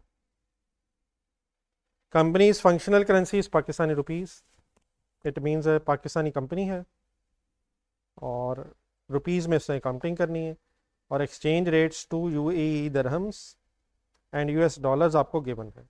डिफरेंट डेट्स पे आपको Pak rupees to US dollar and Pak rupees to UAE dollars, आपको ये एक्सचेंज रेट डिफरेंट डेट्स के दिए हुए हैं। आपसे क्या रिक्वायर्ड है? अकाउंटिंग एंट्रीज हैं 2 सालों की हैं, 17 और 2018 की आपने अकाउंटिंग एंट्रीज करके दिखानी है। डाटा थोड़ा सा बड़ा हो गया है लेकिन कॉन्सेप्ट सारा सेम है, तो आपने फुल ज़रा इन्वॉल्व रहना है। मैं आपसे डिफरेंट क्वेश्चंस करूँगा, आप ज़रा रिस्पॉन्ड ज़रूर कीजिएगा। आए ज़रा बिजनेस नेम वगैरह लिख के एंट्रीज की हेडिंग बना लें।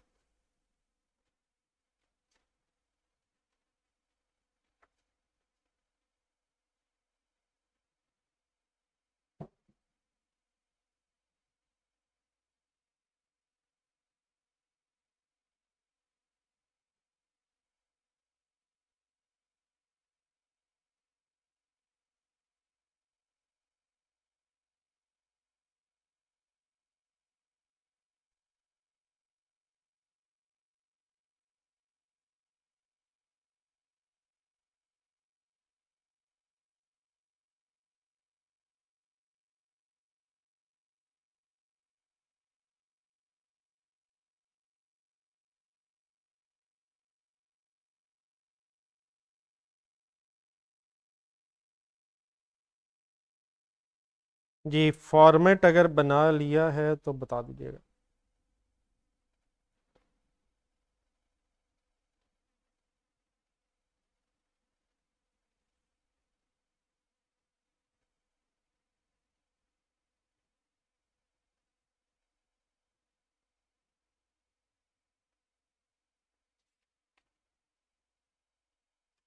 करें स्टार्ट? चलें सुने। फर्स्ट रेलिवेंट डेट, बल्कि आप बताएं जी फर्स्ट रेलिवेंट डेट। 30 जून 2017 वाली डेट है। सवाल देखें, फर्स्ट रेलिवेंट डेट बताओ प्लीज़। Please participate. 15 अप्रैल 2017। ठीक है, क्या हुआ इस दिन? सेल की, कैश पे क्रेडिट पे? क्रेडिट पे की, 1 महीने बाद पैसे आने हैं 15 मई। तो क्या एंट्री बनी? Receivable debit. ये आवाज़ वगैरह देखते रहिए किधर, ये थोड़ी सी ऊंची कर दे, मुझे भी आवाज़ आकर हल्की सी। Receivable debit, sale credit. कैसे? 15 अप्रैल। दिरहम्स कितने हैं? 20,000। नीचे ढूंढने जरा, पाकिस्तानी रुपीज़ और यूएई दिरहम्स का रेट, एक्सचेंज रेट क्या है 15 अप्रैल को? 27.5। ठीक है, 27.5 ओके है। आंसर 550,000, थाउजेंड में लिख दूं? Online students please, zero participation आपकी। तो रुपीज़ इन थाउजेंड्स करवा दें, करवा दें, करवा दें, थोड़ा सा। जी नेक्स्ट एलिमेंट डेट, मेरा ख्याल है डेट वाइज चलें। अब यकीनन 15 मई को ये रिसीट भी होनी है, लेकिन उससे पहले ज़रा नेक्स्ट पैराग्राफ में 1 मई है, 1 मई 2017। वैसे ये भी कंपलसरी नहीं है, हम ट्रांजैक्शन वाइज भी चल सकते हैं, लेकिन मेरे ख्याल डेट वाइज ज़रा ज़्यादा बेहतर है, कोई इशू तो नहीं बन जाएगा डेट वाइज। 1 मई चलें, अब हो गया तो। क्या ख़रीदा? मशीनरी। क्या एंट्री बनी? बल्कि फॉरेन करेंसी, सॉरी, क्रेडिट पे या कैश पे? पेमेंट जाके होनी है अगस्त में, तो क्या एंट्री बनी? Machine debit. नहीं, अब मशीनरी आ गई, गुड्स आ रही थी तो मैं परचेज लिख रहा था। मशीनरी होपफुली इस्तेमाल के लिए है। Machine debit, payable credit. इस दिन का, अब ये डॉलर है 1,10,000, 1,10,000 डॉलर हैं। 1 मई का रेट ढूंढना है, डॉलर वाला 103.75। आंसर अप्रॉक्सीमेटली बना 11,412.5। थाउजेंड्स में लिख रहा हूँ अब मैं, 11.4125 मिलियन को थाउजेंड्स में लिख दिया मैंने। सही लिखा? सही लिख दिया है जी। रुक जाए रुक जाए, लिख लेते हैं। नेक्स्ट रेलिवेंट डेट आप बताएं जी। नेक्स्ट रेलिवेंट डेट 15 मई बनेगी, 15 मई 2017, ऊपर जो सेटलमेंट होनी है 15 मई। लेकिन ये दिरहम्स रिसीव होने हैं अब। क्या एंट्री बनी? Receive, bank debit, receivable credit. Please, receivable receive हो रहा है, bank debit, receivable credit, full concentration. अब यहाँ कितने दिरहम्स रिसीव होने हैं? 20,000।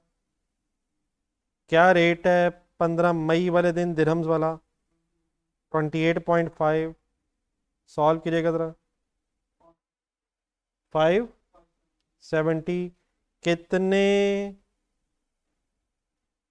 थाउजेंड्स का रिसीवेबल, कितने थाउजेंड्स में रिसीव हो रहा है? 550,000 का रिसीवेबल 570 पे रिसीव हो रहा है। क्या कुछ एक्स्ट्रा पैसे मिल गए हैं? यस 20। गेन हो जाएगा या लॉस हो जाएगा? फॉरेक्स गेन कैलकुलेट हो जाएगा जी। नहीं नहीं, ठीक है। 550 वाला रिसीवेबल 570 पे रिसीव हो रहा है। चेक कर लें, चेक कर लें, सोच लें। गेन बनता है, लॉस बनता है, सोच लें। चलें यहाँ तक एंट्रीज लिख लें, फिर अगली आपसे पूछता हूँ।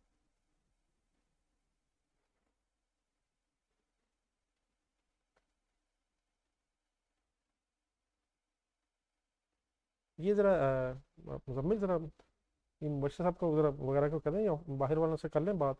ये जो स्टूडेंट्स आ रहे हैं, इन्हें अलाउ करना है या नहीं करना? नहीं, लेकिन मुझसे पूछ लें वापस।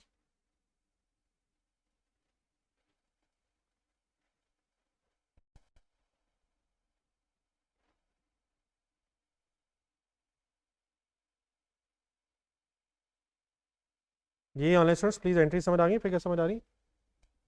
कितने वाला रिसीवेबल कितने में रिसीव हुआ है? 550,000 वाला रिसीवेबल 570 पे रिसीव हो रहा है, विच मीन्स 20,000 लोकल करेंसी में एक्स्ट्रा मिल गया है।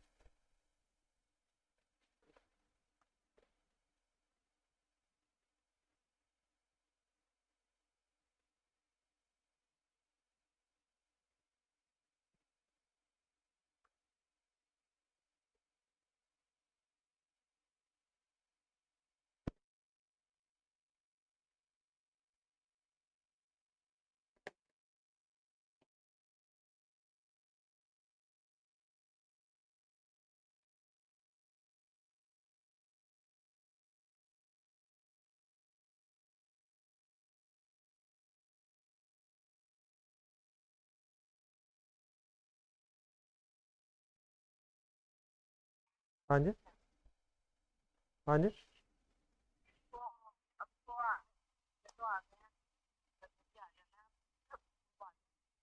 तो वो बता दो ना, जो वो सबको कह दो, वो कह देगा।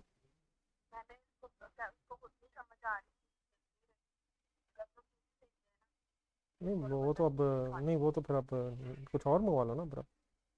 या थोड़ा, या आधा घंटा वेट कर लो, फिर मैं सोच रहा हूँ, फिर मैं मंगवा देता हूँ। 11 बजे तक मैं देखता हूँ, ठीक है। Okay okay. चलो ठीक, ओके। जी बेटा, हो गया जी। जी आप ज़रा डाटा देखें, और 30 जून 17 की एंट्रीज हो रही हैं, 30 जून 17। बताएंगे कुछ सोच के नेक्स्ट डेट।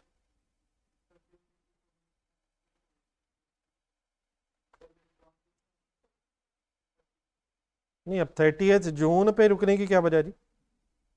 30 जून पे तो कोई ट्रांजैक्शन ही नहीं है।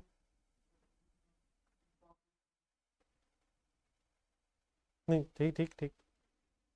अब नेक्स्ट बेटा डेफिनेटली सेटलमेंट होनी है, जो $1 लाख है ना, $1,10,000 वाली मशीनरी वाली परचेज जो है, इसकी सेटलमेंट होनी है 20 अगस्त, हमारा ये है ना 30 जून।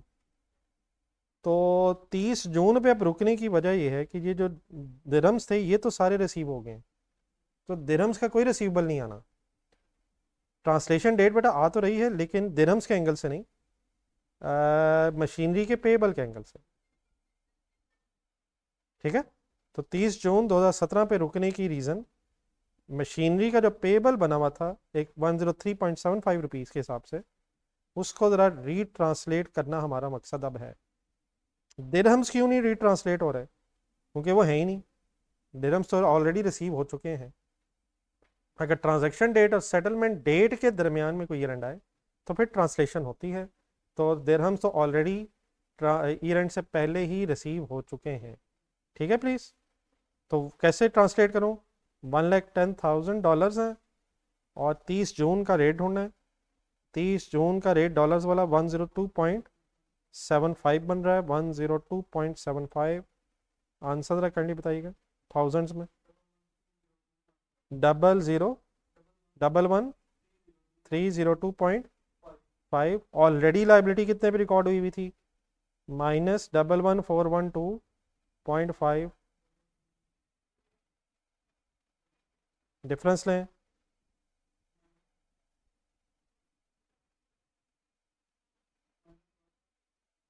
डिफरेंस डिफरेंस डिफरेंस 110 बनता है शायद। 110 पूरा बनेगा। 110 110 110 110। जी, क्या लाइबिलिटी कम हो रही है, ज़्यादा हो रही है? बोले बोले बोले। लाइबिलिटी 11412 पे पहले रिकॉर्डेड है, कम होके 11302 पे आ रही है। तो लाइबिलिटी, नहीं बेटा लाइबिलिटी ज़्यादा नहीं हो रही, please concentrate concentrate. Please, liability 11412.5 से कम होके 11302.5 पे आ रही है। तो कंसंट्रेट की जगह एंट्री बनाते हुए, लाइबिलिटी ने डेबिट होना है, कम हो रही है कितने से? 110 से। और लाइबिलिटी कम होना आपको अच्छा महसूस होगा, आप बिल्कुल नॉर्मल लोग हैं। ठीक है, बिजनेस आपका है, तो फॉरेन एक्सचेंज गेन बनता है इस ट्रांसलेशन पे। लिख लें।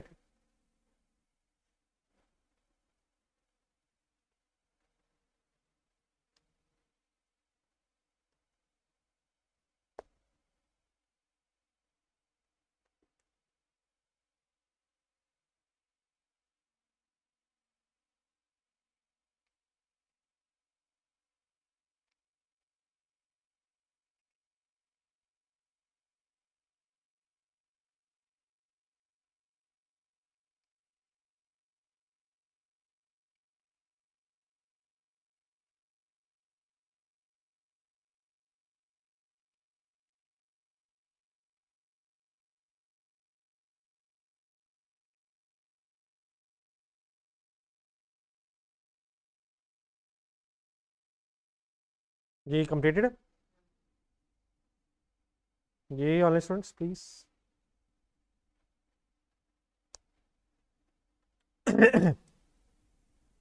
चलें बेटा, एक साल अभी और एंट्रीज रहती हैं। 31 दिसंबर 2018, 31 दिसंबर 2018 काइंडली शुरू करें आप लोग, ज़रा जहन बनाएं। 31 दिसंबर फॉर द ईयर एंडेड लिखें। ये चलें, मैं भी ज़्यादा ही वर्किंग कर लेता हूँ।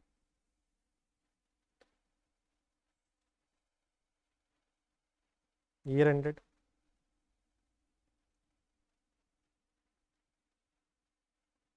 31 दिसंबर, सॉरी 30 जून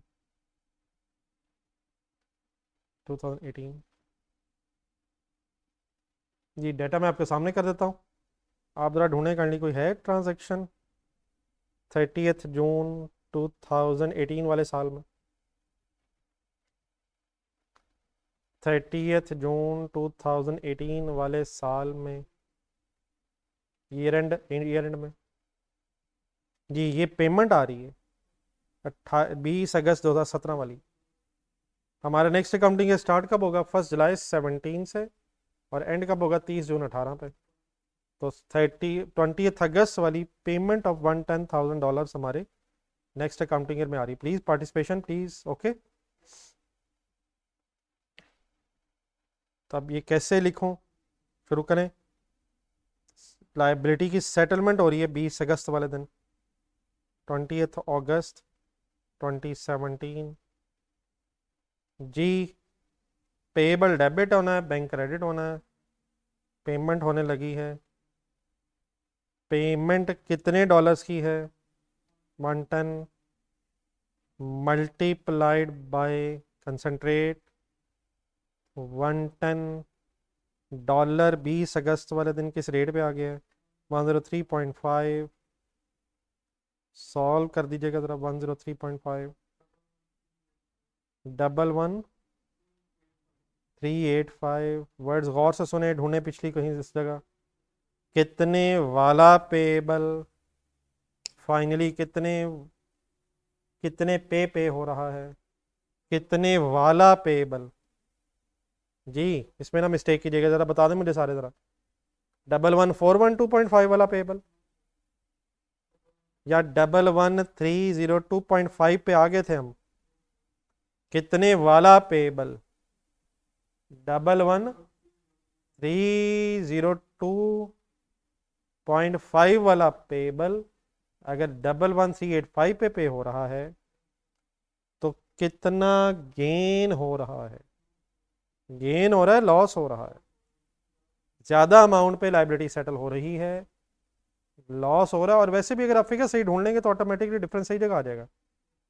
तो 82.5 का आपका फॉरेन एक्सचेंज लॉस हो रहा है करेंसी की फ्लक्चुएशन की वजह से।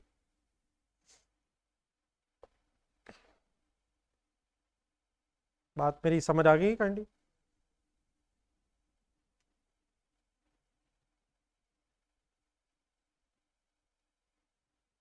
लिख लें।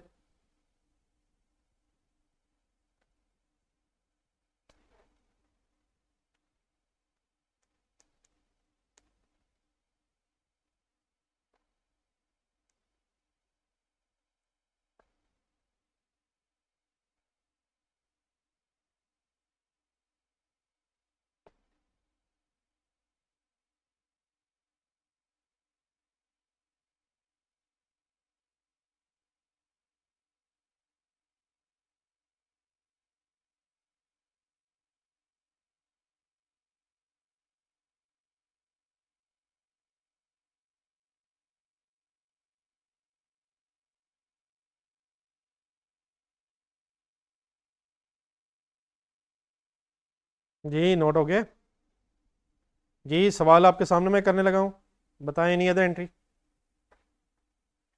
30 जून 2018,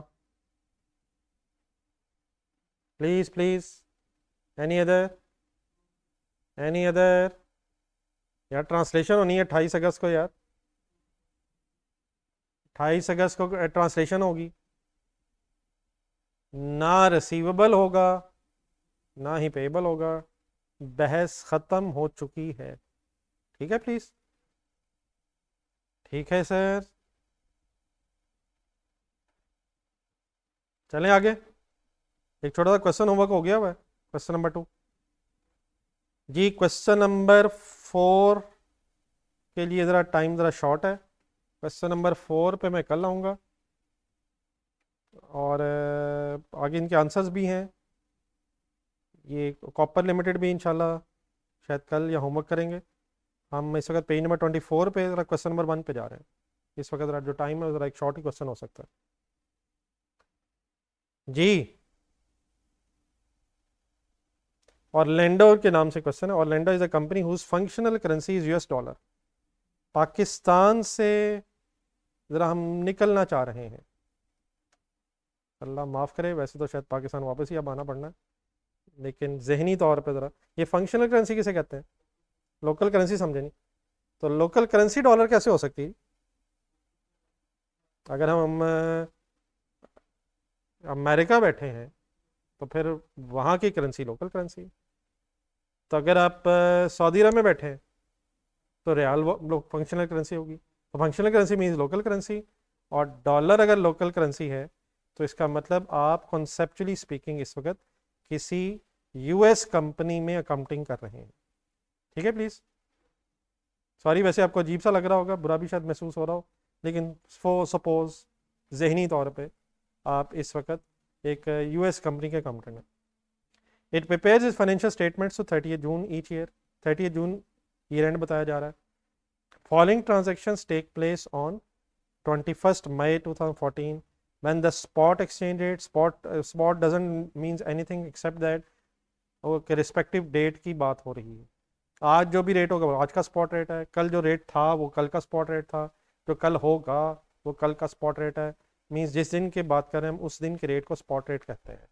तो 31 मई का एक स्पॉट रेट बता रहा है आपको, और करेंसीज आपको कुछ फॉरेन भी बता रहा है। इस क्वेश्चन में यूएस डॉलर अब लोकल करेंसी है, और वो कहता है $1, और ये जो बना हुआ है साइन ये यूरोस के लिए होता है। $1 0.8 का बता रहा है। तो how to handle these exchange rates, अगर हम पाकिस्तान के अलावा किसी करेंसी में हो तो शायद ये क्वेश्चन उसी लिए हो रहा है। तो 21 मई को फॉलोइंग ट्रांजेक्शन्स में number 1, goods sold to clone a customer in Germany.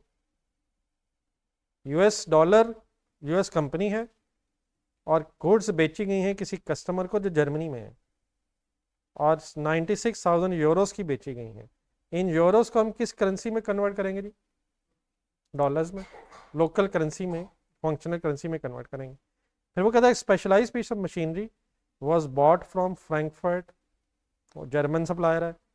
The invoice for the machinery was is for 1 million euro. अब ऊपर सेल थी यूरोज में, नीचे यूरोज में एक परचेज भी आ रही है, 1 मिलियन यूरोज की अपने एक मशीनरी परचेज की है। The company receives 96,000 from clone on 12 June 2014.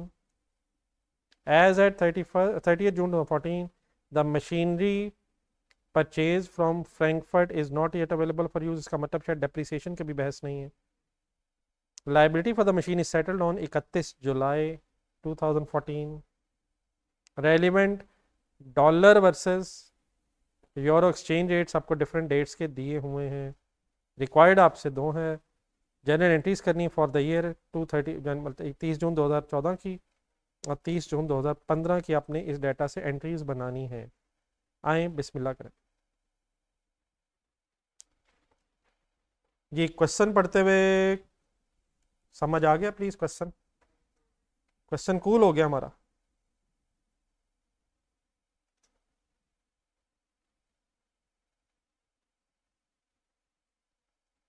Ji, business name, journal entries,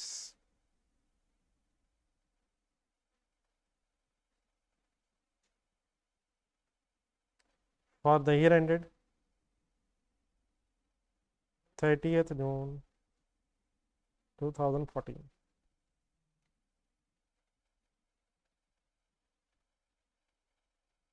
date,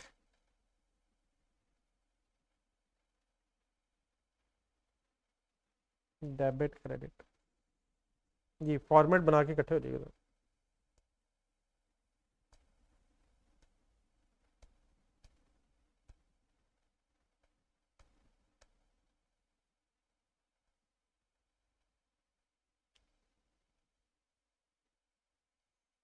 ji students please format बना के बताइएगा।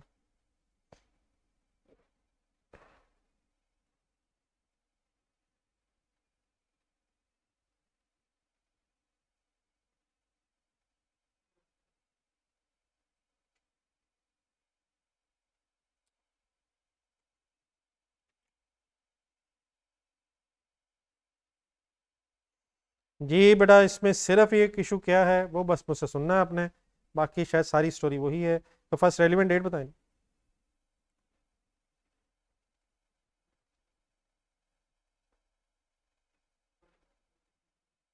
प्लीज़ प्लीज़ प्लीज़ प्लीज़ 21 मई है। 21 मई पे ही दो ट्रांजेक्शन दी हुई थी, सेल की भी और परचेज की भी। ऊपर ऊपर सेकंड लाइन में, following transaction take place on 31 May, और उस दिन का एक्सचेंज रेट भी ऊपर दिया हुआ था। जी सेल हुई एंट्री, बल्कि पहले ये डिसाइड करें कैश सेल हुई या क्रेडिट सेल हुई। Concentrate full. सेल 31 मई को हुई, 12 जून को रिसीट हुई। ठीक है, क्या एंट्री करूँ नीचे? 12 जून 96,000। जी receivable debit, receivable debit, sales credit. 21 जून फुल कंसंट्रेट। फॉरेन करेंसी बताएं कितनी है? 96,000 यूरोज। इसे कन्वर्ट किस करेंसी में करना है? डॉलर। तो अब हमने डॉलर्स को अपनी करेंसी समझना है, तो अब ये करेंसी लिखना ज़रूरी है। यूएस डॉलर, जिस फंक्शनल करेंसी में आप वर्किंग कर रहे हैं। तो रुपीज़ इन डॉलर नहीं, डॉलर यूएस डॉलर्स। ठीक है, ये हमारे इस वक्त लोकल करेंसी चल रही है। वर्किंग कैसे करोगे? उस दिन रेट क्या था? $1 अगेंस्ट 0.8। ये क्या करूं? ये ज़रा मुझे आंसर बताएं, ज़रा इसका क्या करेंगे? ये ज़रा मुझे आंसर सॉल्व कर दिखाएं। 96,000 यूरोज हैं और exchange rate $1 is equal to 0.8 है। क्या करें? फाइनल आंसर बताएं ज़रा।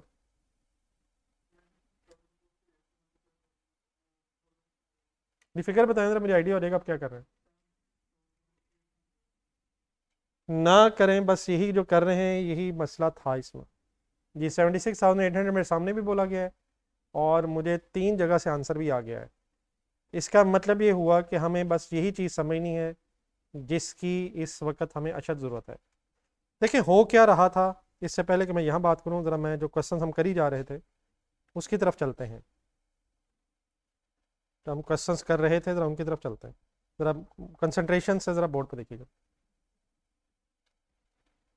देखिए बेटा ये पहला जो डाटा था सबसे पहला, उसमें हमें एक एक्सचेंज रेट दिया हुआ था, ₹75 पर $1।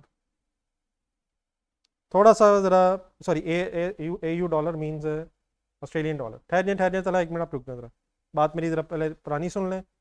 वहाँ क्या होता रहा और यहाँ क्या हो रहा है, बात एक ही है, लेकिन जस्ट अ मिनट। देखिए 10,000 ऑस्ट्रेलियन डॉलर है और हमने इन डॉलर्स को कन्वर्ट करना था रुपीज़ में। ज़रा एक दफ़ा अपने आप को बात सुना लें, क्या बात हो रही है। डॉलर्स थे और रुपीज़ में कन्वर्ट करना था, क्योंकि ज़रूरत नहीं पड़ी उस वक्त, तो इसलिए मैंने एक्सप्लेन नहीं किया। वरना हो क्या रहा था ये गौर से सुना ज़रा। ये जो मैंने बॉक्स में रेट लिखा है, अपने हाथ से चलें, दूसरा वाला मैं मिटा देता हूँ, इसको ज़रा गौर से देखें। 10,000 ऑस्ट्रेलियन डॉलर हैं। ये जो बॉक्स के अंदर है, बॉक्स के अंदर चले जाए, क्या ऑस्ट्रेलियन डॉलर 1 है और रुपीज़ 75 है? अगर $1 है तो 75 रुपीज़ है। मैंने कहाँ से कहाँ आना था? डॉलर से रुपीज़ में। यहाँ तक ये सेंटेंस ठीक है मेरा? तो असल में मैंने किया क्या, लेकिन आपको नज़र क्यों नहीं आया वो मैं बताता हूँ। असल में हो रहा था डिवाइड बाय 1। जो चीज़ जिसके बराबर होती है उसे डिवाइड कर दें। मार्कअप मार्जिन FA1 में आपने पढ़ा जिस ज़माने में, वही दोबारा हेल्प कर सकता है। जो रेट जिसके बराबर है उसे डिवाइड कर दें और जो फाइंड आउट करना था उससे मल्टीप्लाई कर दें। तो 1 से क्यों डिवाइड किया? डॉलर्स थे और डॉलर उसने 1 रखे हुए थे, और हमने क्या फाइंड आउट करना था? रुपीज़। हमने 75 से मल्टीप्लाई कर दिया, क्योंकि डिवाइड बाय 1 करने से कोई फ़र्क नहीं पड़ता है, इसलिए हम सिंपली 75 से मल्टीप्लाई कर रहे थे। 1 मिनट ज़रा आंसर बताइएगा क्या है? 7,50,000। प्लीज़ आया आया आया आया प्लीज़।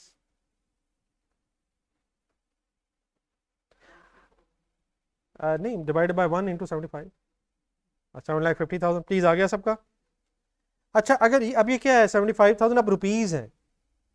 अब इन रुपीज़ को अगर मैंने दोबारा डॉलर बनाना हो, क्या बोला मैंने, प्लीज़ क्या बोला है, तो दोबारा ये रेट देखें जो बॉक्स के अंदर है। अब ₹1 नहीं है, ये रुपीज़ अब 75 के बराबर है। तो अब अगर मैंने इन रुपीज़ से डॉलर की तरफ जाना है तो उस एक्सचेंज रेट को कैसे यूज़ करूं? Divide by 75 into 1।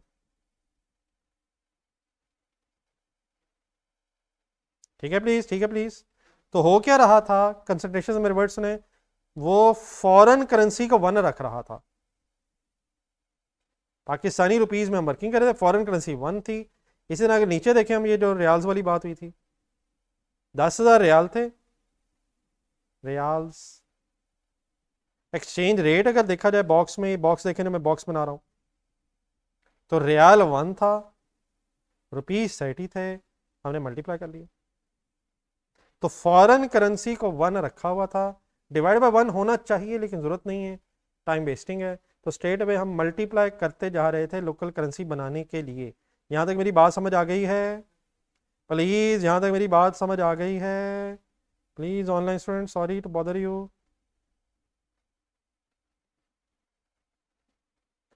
लेकिन अब आए जरा वापिस, ये जो ऑरलैंडो वाला सवाल शुरू हुआ हुआ है, यहां रेट कैसे दिए में, डॉलर मींस लोकल करेंसी 1 है और यूरो मींस फॉरेन करेंसी 0.8 है 21 मई वाले दिन।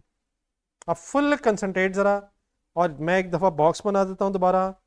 96,000 यूरोज हैं, प्लीज क्या है, और बॉक्स के अंदर देखें क्या यूरो 1 है या डॉलर 1 है।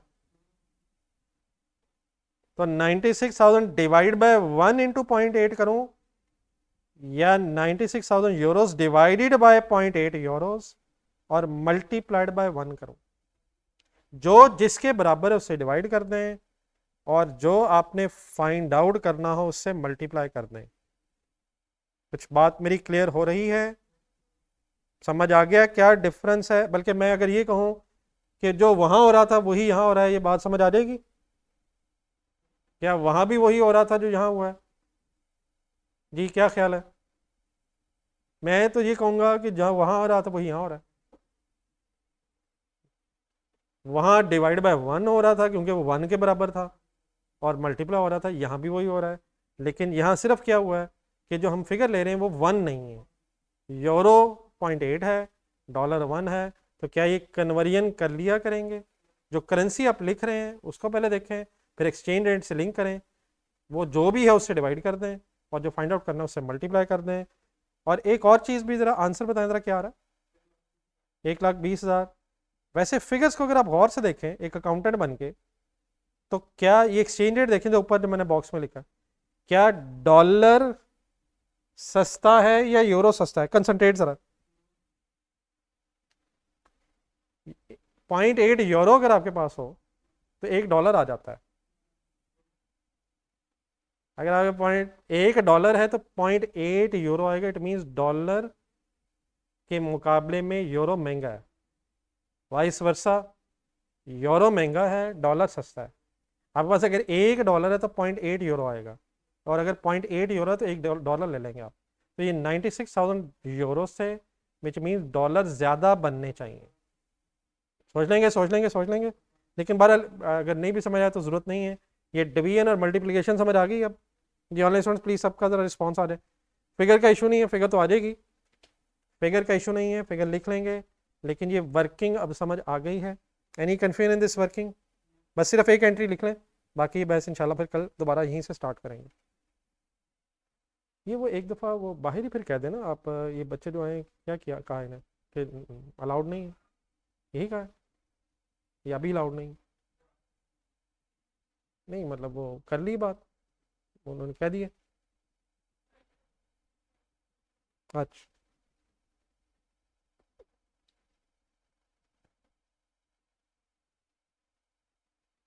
तो कितने, 3 4 ही हैं? नहीं तो जो मैसेज किया था उसमें फिर लिखा हुआ था कि आज फिजिकल है।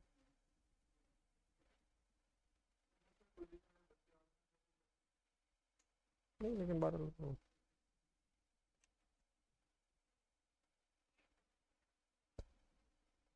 जी ऑनलाइन स्टूडेंट्स प्लीज़ आज की डिस्कशन में कोई कन्फ्यूजन?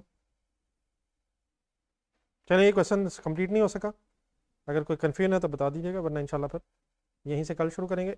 2 होमवर्क्स हैं छोटे छोटे, एक तो टेस्ट में क्वेश्चन था लीज वाला, और एक क्वेश्चन नंबर 2 मैंने पेज नंबर 20 पे जो इस फॉरेन करेंसी के हवाले से था उसको होमवर्क दिया है। तो काइंडली मेरा ख्याल है हार्डली आधा घंटा लगेगा, तो प्लीज़ ज़रूर रिवाइज़ करके कंप्लीट करके आइएगा। इंशाल्लाह फिर कल मुलाकात होती है।